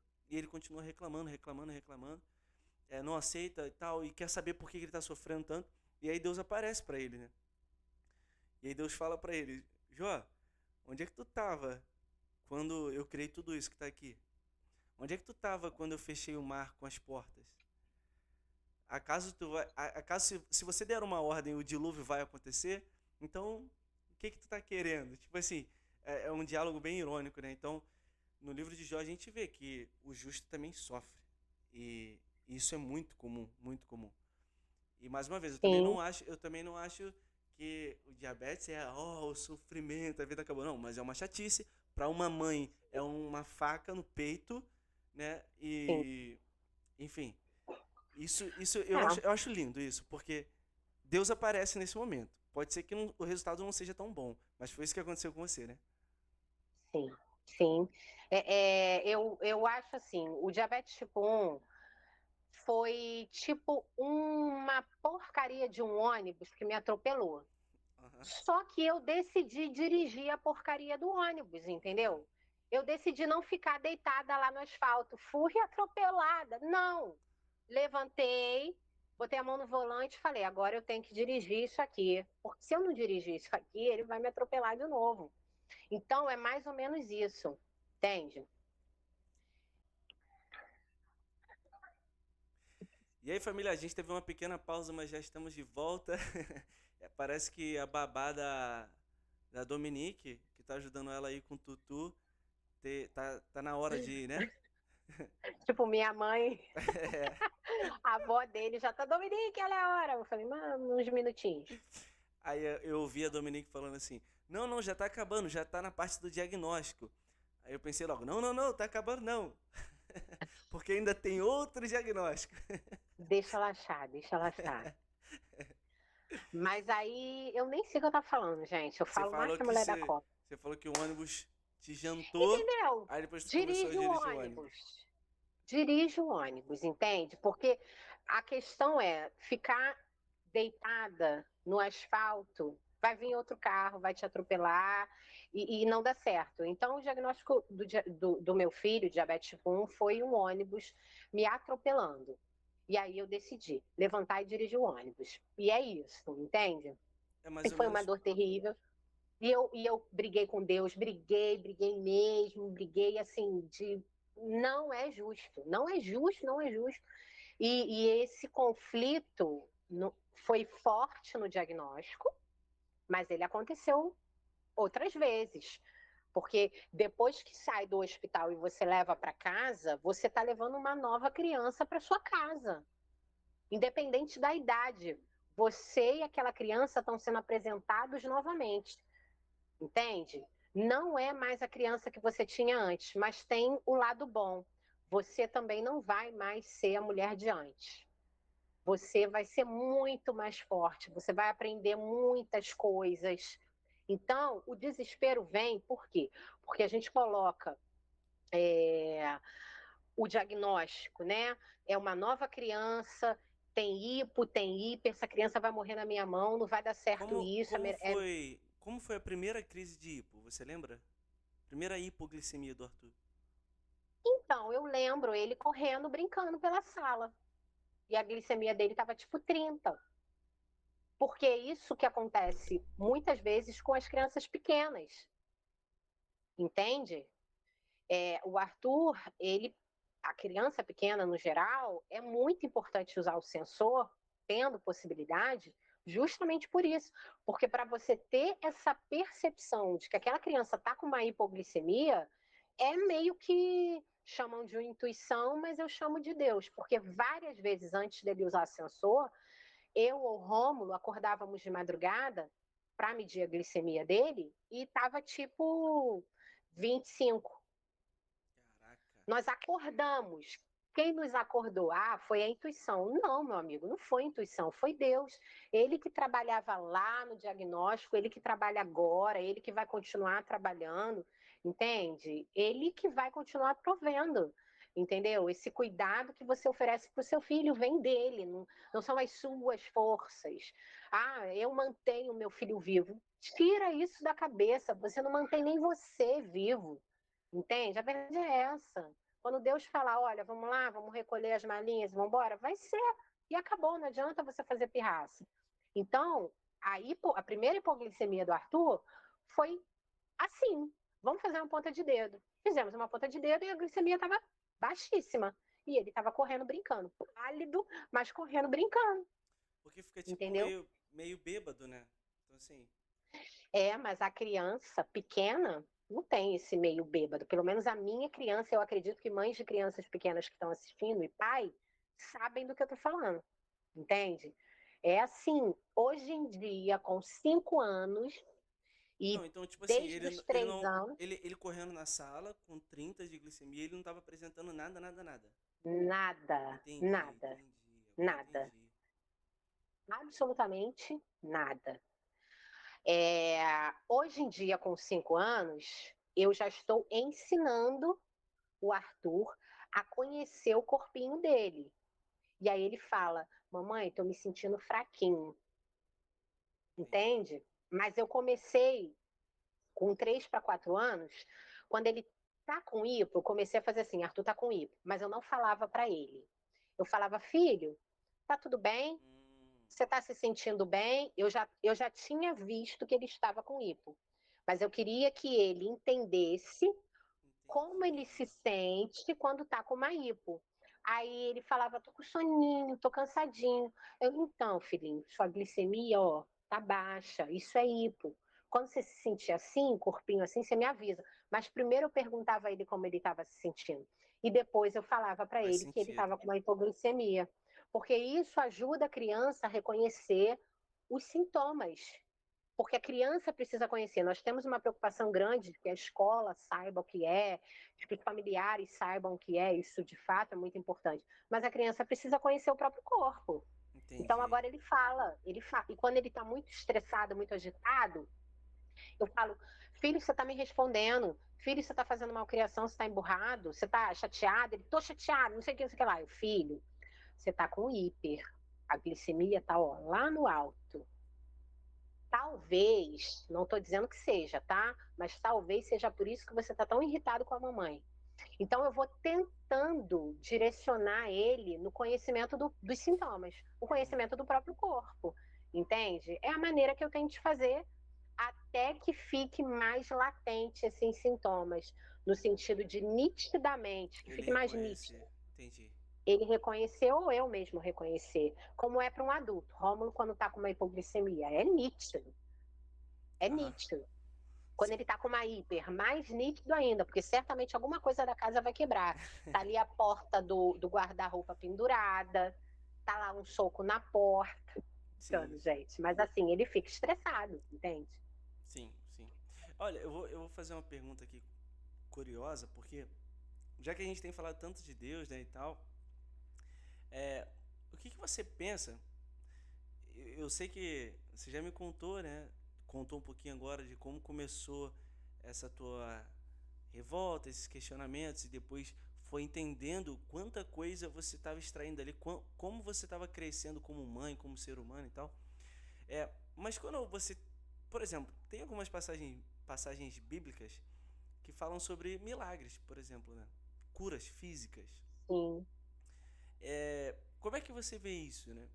Você reza pela cura do Arthur, você reza para que ele tenha sabedoria para se cuidar. É, como é que é essa tua postura em relação a esses fatos que a gente pode ver na Bíblia também? Sim, vamos lá. Eu creio na cura. Ponto. Ninguém vai tirar isso de mim. Porque eu creio que Deus pode prover a cura. Quando, Dominique? Não sei. No tempo dele, no momento dele e da maneira dele. Eu já orei pedindo a Deus a cura do meu filho. Mas eu não faço isso todas as vezes que eu oro. Porque Deus já entendeu o que eu quero. Sinceramente, eu não acho que eu precise. Todas as vezes que eu oro, Senhor, cura meu filho. Deus conhece os desejos do meu coração. Uhum. E eu já apresentei abertamente para ele, Senhor, traz a cura, não só para o meu filho, mas para todas as crianças, para todas as pessoas que têm diabetes tipo 1. Eu creio na cura. Senhor, eu creio que a cura vai acontecer e eu creio que a cura vai acontecer. Eu crer que o meu filho vai ser curado é o meu maior exercício de fé. Porque é muito fácil crer que o céu é azul. É muito fácil crer que talvez o dólar fique R$ 1. Não sei. É muito fácil crer no possível. A fé é o exercício do impossível. O que aos olhos dos outros é possível, no meu exercício de fé, no meu relacionamento com Deus, na minha conversa com Ele, é totalmente possível, porque isso para mim é fé. Então, o meu maior exercício de fé na minha vida é crer, sem nenhuma sombra de dúvidas, na cura do meu filho. eu já pedi a Deus. E agora eu sigo, entende? Porque eu preciso continuar vendo como é lindo ter um filho como o Arthur, que é super carinhoso, que é super inteligente, que é amoroso, porque a partir do momento, no meu entendimento, tá, gente? No meu humilde entendimento, a partir do momento que eu foco o meu pensamento em apenas pedir a Deus a cura, eu deixo de agradecer a Deus tudo que eu vivo com essa criança. E, cara, eu vivo tanta coisa maravilhosa com essa criança. O Arthur é a melhor coisa que aconteceu na minha vida. Eu amo meu filho exatamente como ele é. Assim, eu não mudaria nada nele. E eu consigo enxergar as imperfeições dele, sabe? Como ser humano. Porque ninguém é perfeito. Mas eu amo tanto meu filho que eu passo muito mais tempo agradecendo pelo filho que eu tenho do que pedindo a Deus para curar o meu filho. Eu já fiz isso uma vez e eu sei que eu não preciso ficar repetindo várias vezes. E o meu exercício de fé é crer na cura do meu filho. Mas eu passo mais tempo das minhas orações e das minhas conversas com Deus, claro, pedindo força para lidar com os momentos difíceis que às vezes a maternidade e o diabetes trazem, e agradecendo pela vida do meu filho. Eu tenho muita gratidão pela vida do meu filho, sabe? Meu filho poderia não estar aqui comigo. A verdade é essa. E o meu filho não só está aqui comigo, como ele me ensina o tempo todo, sabe? Eu me maquiei para fazer esse podcast. Eu fui falar com o Arthur e mamãe, você tá tão linda. E é assim sempre. Se eu só lavar o meu rosto e secar com a toalha, ele vem e fala uma coisa amorosa, ele me abraça, mamãe, eu te amo. É um amor que eu não sei descrever, porque na verdade nem tudo tem que ter uma explicação, né? Alguns sentimentos a gente não consegue explicar, a gente só consegue sentir. Eu acho que é por isso que é tão difícil explicar para uma mulher que não tem filho como é maravilhoso ter filho, porque ela vai falar de tudo de difícil, e é difícil pra caramba. Mas a recompensa de ter um filho, ela não é dita, ela é sentida, entende? Eu não saberia dizer, João, ter filho é muito bom porque não sei te dizer, mas o que eu sinto tendo o Arthur é algo que eu nunca senti. Por isso Então eu que creio na cura. Por isso que não Eu dá nem creio. pra, por isso que não dá nem pra comparar, né? Com Não dá, não, não dá. a Não dificuldade dá. material, a dificuldade financeira, não dá nem pra comparar, né?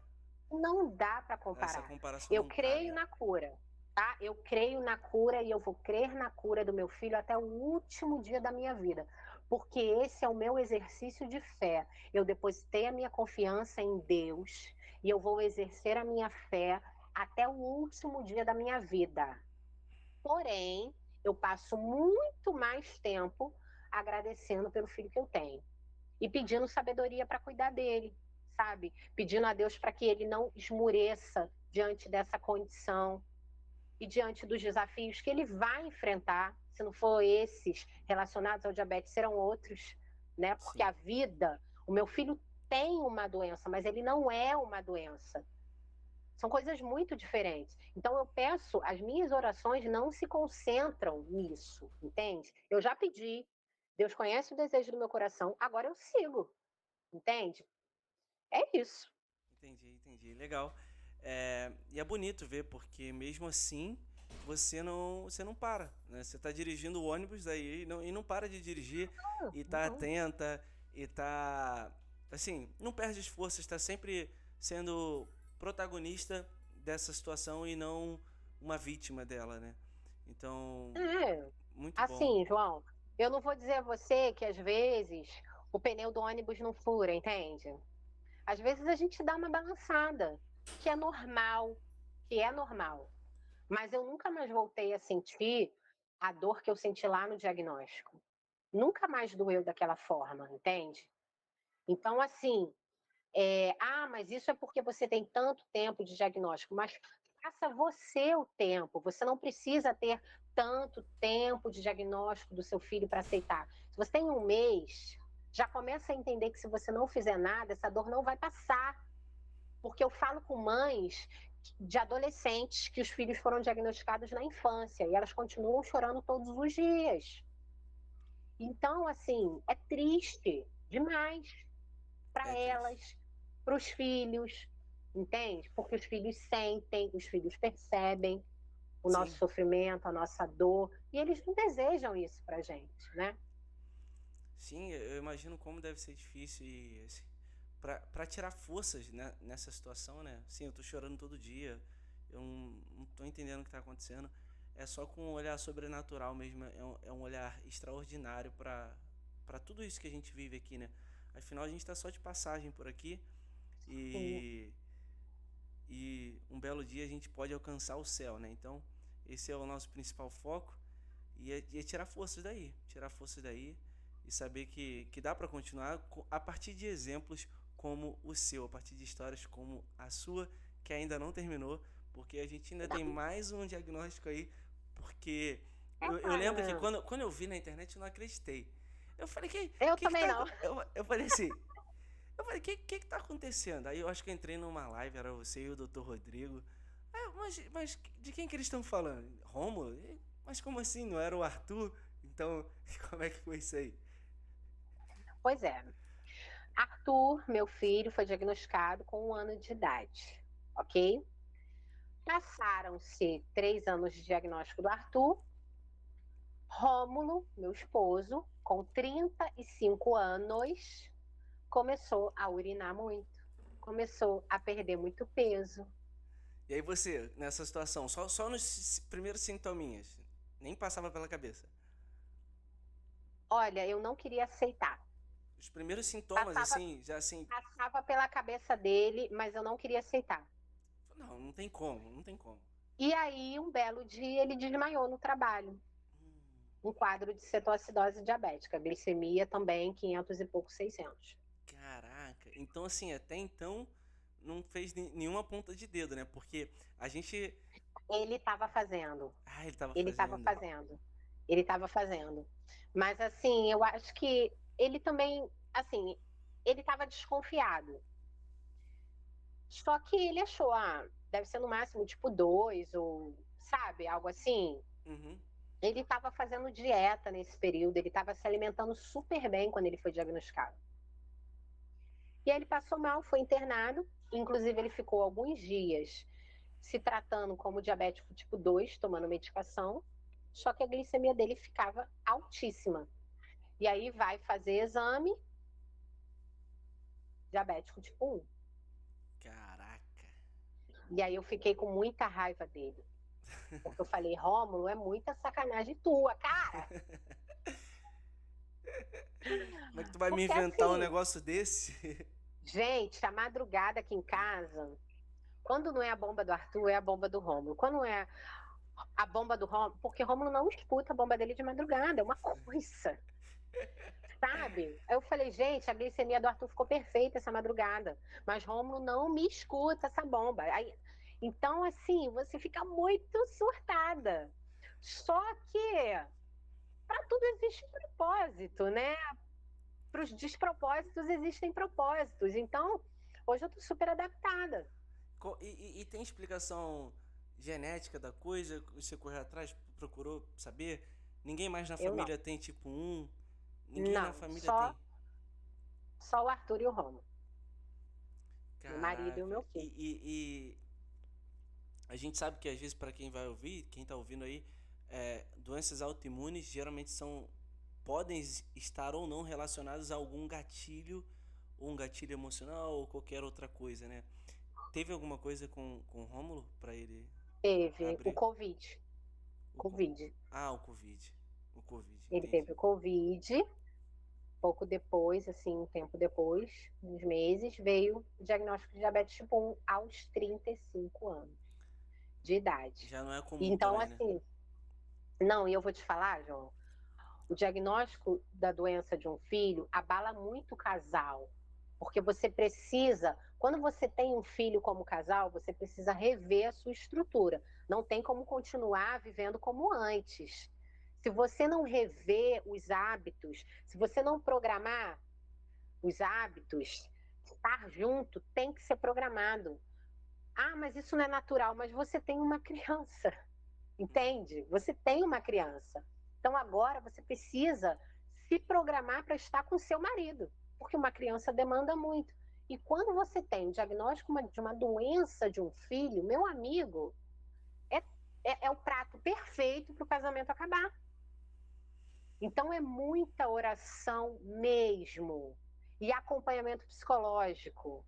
Eu faço acompanhamento psicológico, não, nunca vou deixar de falar isso, tá? Porque eu acho que a medicina está aí, foi criada por Deus, a gente precisa cuidar da cabeça assim como a gente cuida do corpo, mas o casamento abalou muito no diagnóstico do Arthur, abalou demais ao ponto de quase acabar.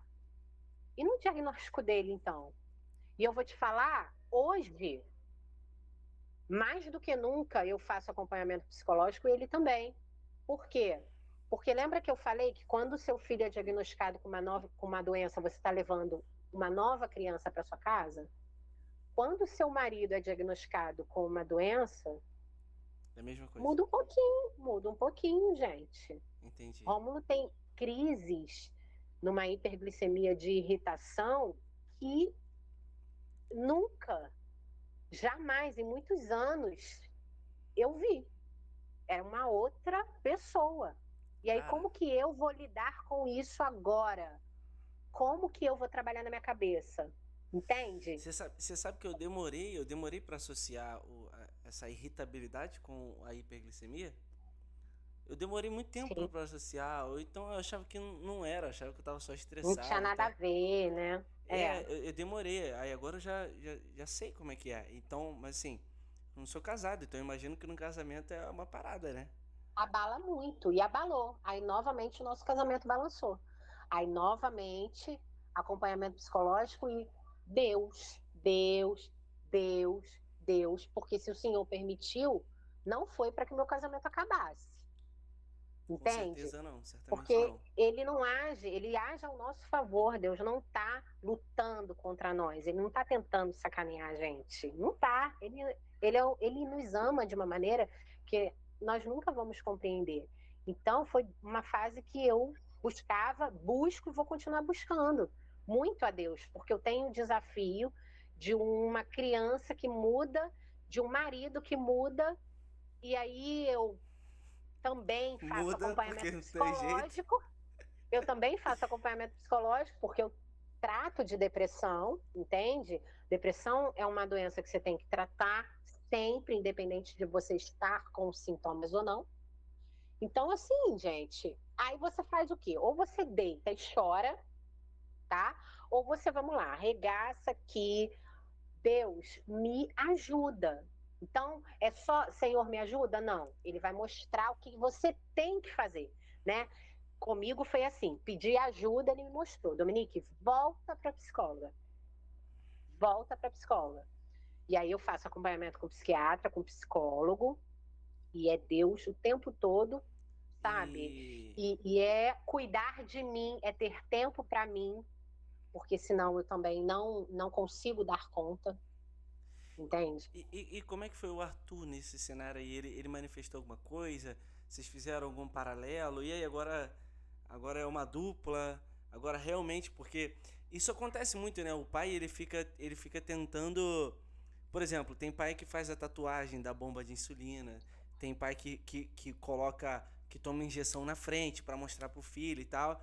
E depois desse Sim. momento foi realmente assim, os dois fazendo a Mas mesma coisa, né? é isso aí. Eles dois são muito, muito apegados e os dois ter o diagnóstico só tornou os dois mais amigos e mais cúmplices, Imaginei. sabe? O Rômulo é um pai que, meu Deus, é surreal. Eles se tornaram muito mais cúmplices. Inclusive, o Rômulo ficou feliz por ter sido diagnosticado. Eu tava Porque ele pensando nisso. falou, não, ele falou, agora eu entendo que o meu filho passa e agora eu vou poder acolher o meu filho, estar junto com o meu filho e vivendo tudo isso junto com o meu filho. Agora eu posso viver na carne, literalmente, o que o meu filho vive. Eu posso ser amigo do meu filho nessa situação. E o Rômulo ficou super feliz. E eu surtada, gente. Toma ali remédio e não pirar. É loucura. Caraca, velho, eu imagino esse cenário. O filho quer ser o pai, né? E o pai quer ver o filho como ele, né? Então isso, É isso aí. isso potencializou, né? Essa união. É, e tem horas aí que eles ficam juntos, aí ficam os dois juntos, e você fica de lado, aí você fica com ciúme, como é que é? Pois é, então, o melhor de tudo é quando tá os dois com hiperglicemia. Aí ferrou. Aí os dois se juntam e Ai, falam, gente. ela não entende a gente, ela não entende a Não, gente. não. Aí daqui a pouco São outro. duas crianças brigando. Eu falo, Rômulo, você está se trocando com uma criança de 5 anos. Eu não vou, eu não vou, eu não vou, eu vou sim. Eu falei, cara, olha só, a criança é ele. Não é possível. E aí você vê que eles estão tendo ali um atrito que não é normal, entende? Aham, E até entendi. isso eu peço sabedoria a Deus. Que Deus me dê sabedoria de entender quando eles estão tendo um atrito que não advém de causas naturais. É tipo assim, Ou um seja, roubou a insulina do outro. Tu pegou minha insulina na é, geladeira? é hiperglicemia, os dois. Aí eles ficam mais estressados um com o outro. Então já tem essa questão do pai e do filho, né? Que o pai exerce ali a autoridade sobre o filho, e o Arthur é uma criança, ele precisa mesmo, nessa faixa etária, porque isso vai refletir futuramente, ter essa referência, né? Isso é importante. Mas eu peço muito a Deus sabedoria para separar quando eles estão tendo algum tipo de conversa ou discussão entre aspas, né? Porque não se discute com uma criança de 5 anos, mas assim, alguma interação mais calorosa que seja normal do estresse do dia a dia, porque, né? Ou se é porque os dois estão com a glicemia bichada, entendeu? Aí os dois se estranham. Aí, meu filho, eu fico louca, eu já chego na sala gritando, Glicemia, entende? glicemia bichada é ótimo. Ah, eu já chego na sala, olha só. Aí, é por isso que eu falo, tem que ter uma pessoa surtada ali. Porque a pessoa surtada, ela consegue administrar a situação de uma forma, Administra o surto. entende? Que no surto dá certo, tô te falando. No surto funciona. E tá quanto tempo o Rômulo diagnosticado? 1 ano. 1 ano de diagnóstico. Os dois estão usando bomba, né? Os dois usam bomba. Às vezes a bomba de um canta, bomba de outro canta, e às vezes os dois estão com hipoglicemia. Aí, Rômulo, Dominique, pega açúcar para mim. Eu falo, não, peraí, deixa eu primeiro pegar açúcar para criança. Depois eu pego açúcar para você. Aí quer dizer, é potinho de açúcar na casa inteira, entendeu?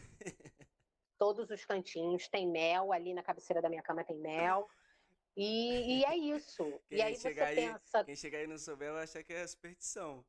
Que negócio é esse? vai achar que é promessa.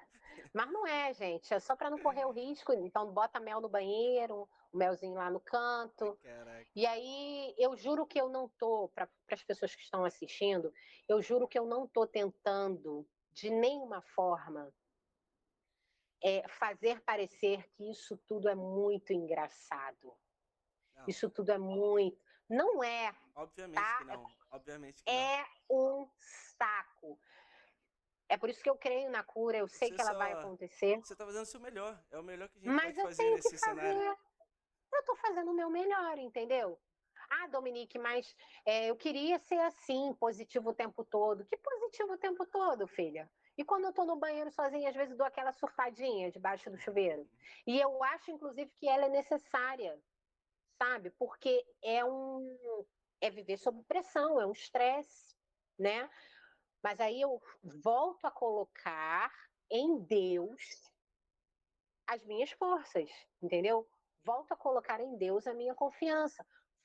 Eu resgato constantemente a minha confiança em Deus. Não é uma coisa que se faz uma única vez, é constante.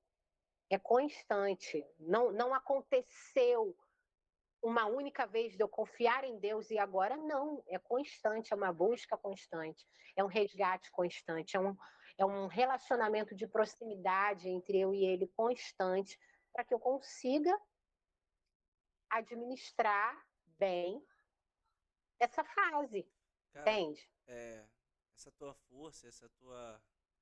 E o teu modo de lidar, né?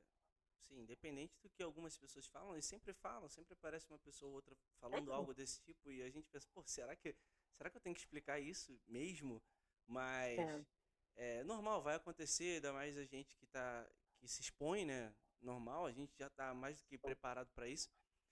Mas essa tua rotina, essa tua atividade diária, essa tua força de ser atropelada e depois pegar o ônibus e dirigir, aí depois vem outro ônibus e bate no ônibus que tu tava dirigindo, aí você tá dirigindo dois exato, ônibus, aí você tá dirigindo dois ônibus exato. agora, mas tudo isso não tenha dúvidas que agrada a Deus e você consegue oferecer isso, sabe, para Deus.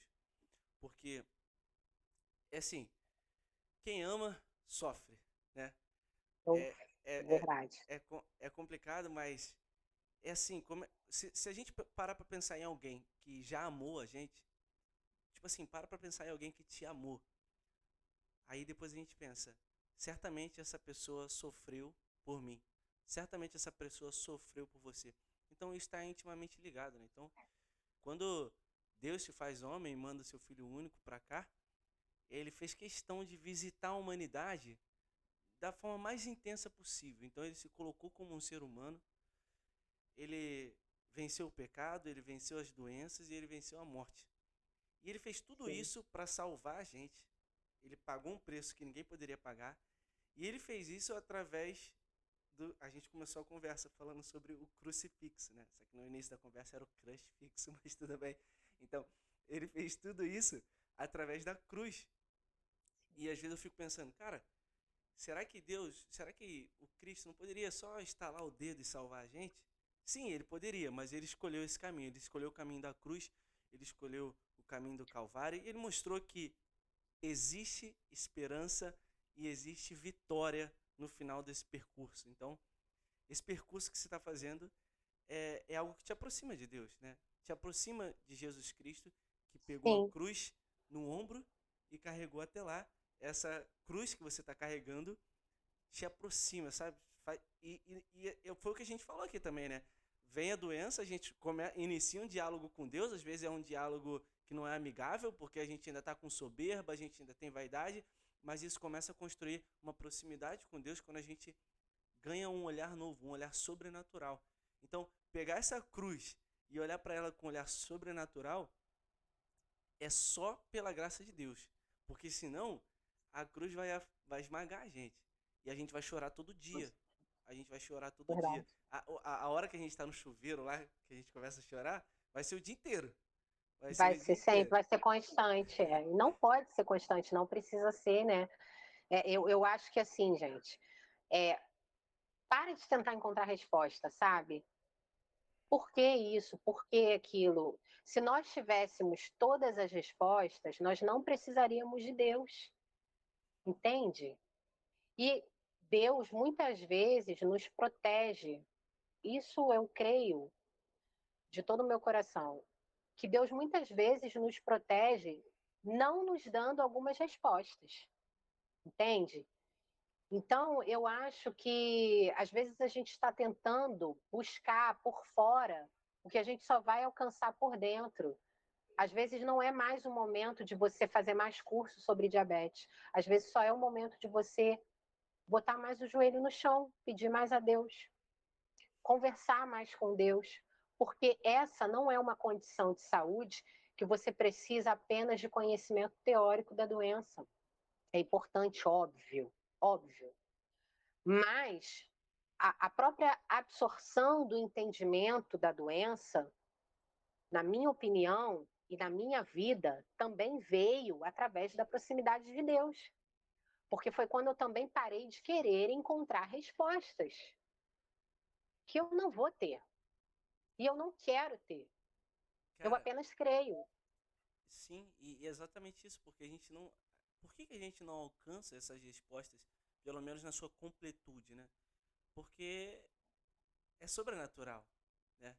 É, E não tá ao nosso alcance essa resposta na sua completude. Por que que uma criança inocente, uma criança justa, inocente, novinha, recebe o diagnóstico de uma doença sem cura? É um mistério, né? E a gente chama isso de sim, o mistério da cruz. É tão engraçado porque Jesus fala na Bíblia, né? Ele diz: quem quer me seguir, pega a tua cruz, abandona tudo, pega a tua cruz e segue-me. E isso, assim, não entra na nossa cabeça mundana, né? Aí logo depois São Paulo diz: a, a linguagem da cruz é loucura aos olhos dos humanos. Então, tipo é assim, a verdade. nossa, a nossa cabeça mundana não deixa a gente apreciar esse mistério e amadurecer nele, ainda sendo um mistério, sabe? Quando a gente olha para o Sim, crucifixo, a gente fica até meio confuso, né? Por que que ele foi parar ali? Por que que ele não fez as coisas diferentes? Mas ele que entregou a vida por nós, por que que ele fez isso? Não dava para ter sido diferente? Dava. Dava porque ele pode. é, Mas ele escolheu, né? Ele escolheu isso. Então, é mais ou menos o que eu tento trazer aqui nesse podcast, o tipo um podcast. Se a gente for ver aí na logo, tem uma cruz na logo, porque a ideia é essa. É tanto tempo aí na internet e eu acho que a gente tem muito em comum ajudando as pessoas.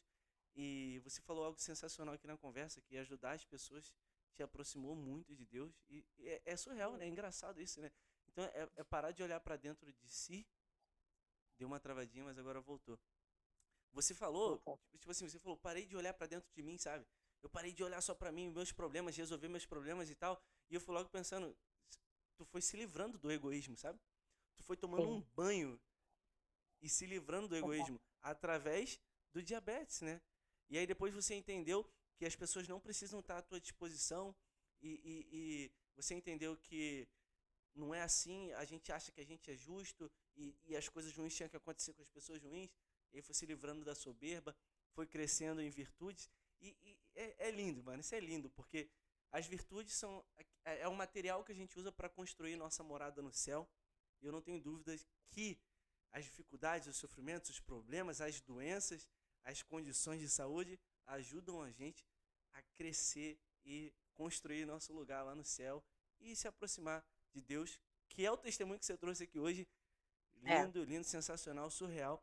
Se você quiser fazer um amarrado aí de tudo, porque logo depois do diagnóstico, na verdade, eu tenho mais uma pergunta, uma pergunta. Qual foi o diálogo com Deus? Eu não sei se você falou, eu acho que não. Quando você recebeu o diagnóstico do Arthur, você fez aquele diálogo com Deus, né? Aquele rebelde sim. e tal, tudo mais. E aí, depois do diagnóstico do Rômulo, como é que foi esse diálogo? Essa interpretação, esse questionamento? Pois mudou no sentido de que a gente não tem como mentir para Deus, né? A gente não tem como fingir estar bem para Deus. E ele nem espera isso de nós, eu creio. Porque ele nos conhece, ele nos formou, então é besteira você fazer uma oração onde você finge estar bem quando você não está. Então a única coisa que eu falei foi: Senhor, eu não entendo, mas eu te amo. E eu creio que o Senhor vai me ajudar, que o Senhor vai cuidar do Rômulo, que o Senhor vai cuidar do Arthur. Falei isso com dor, falei isso com pesar, porque estava doendo. E eu não escondo mais o que eu sinto de Deus. Isso é besteira. Se ele sabe, e se eu acredito muito que ele quer a verdade do nosso coração, né?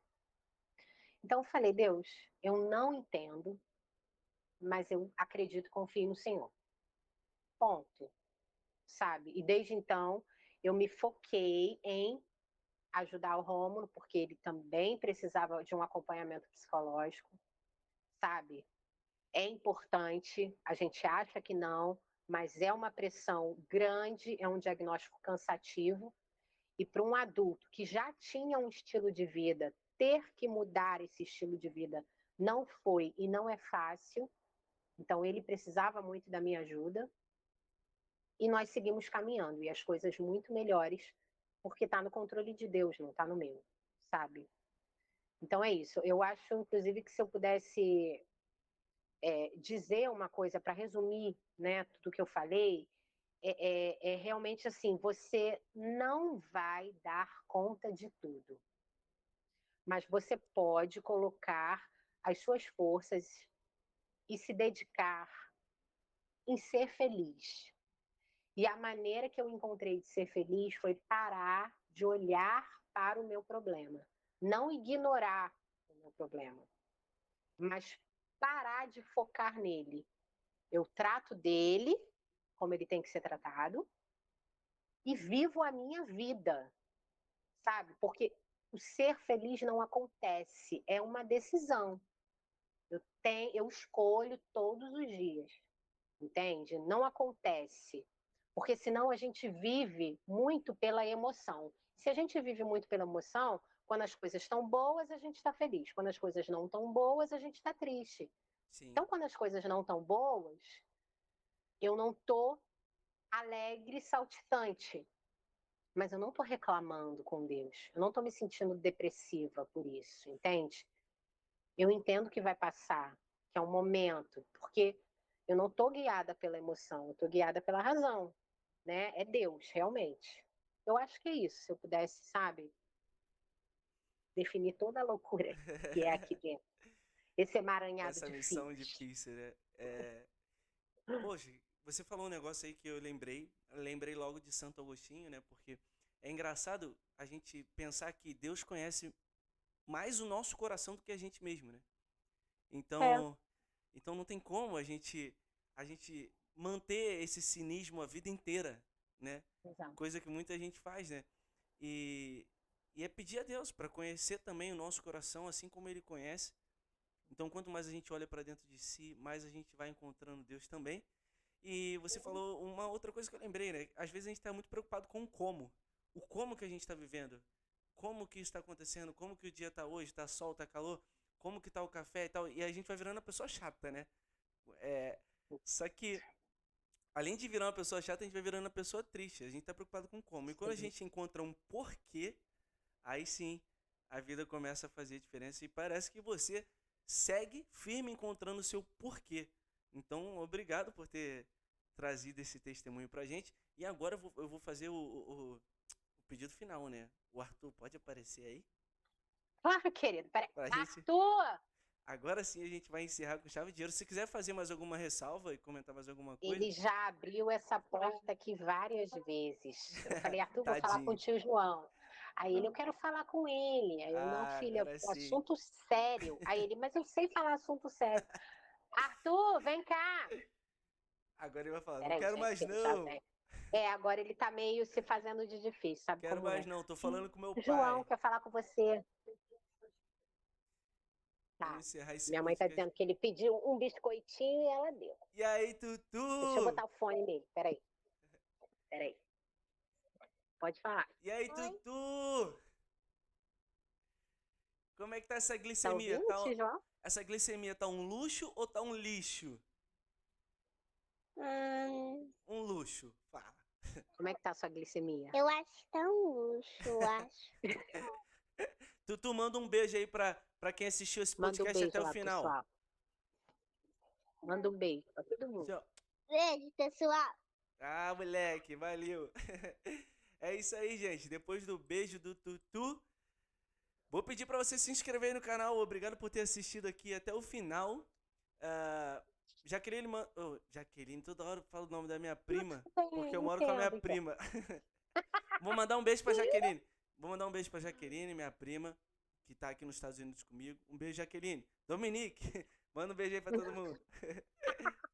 Um beijo, gente. Muito obrigada por nos ouvir. Obrigada, João, por esse espaço.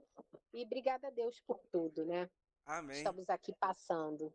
Amém. Valeu, gente. Tchau, tchau. Até a próxima. Beijo.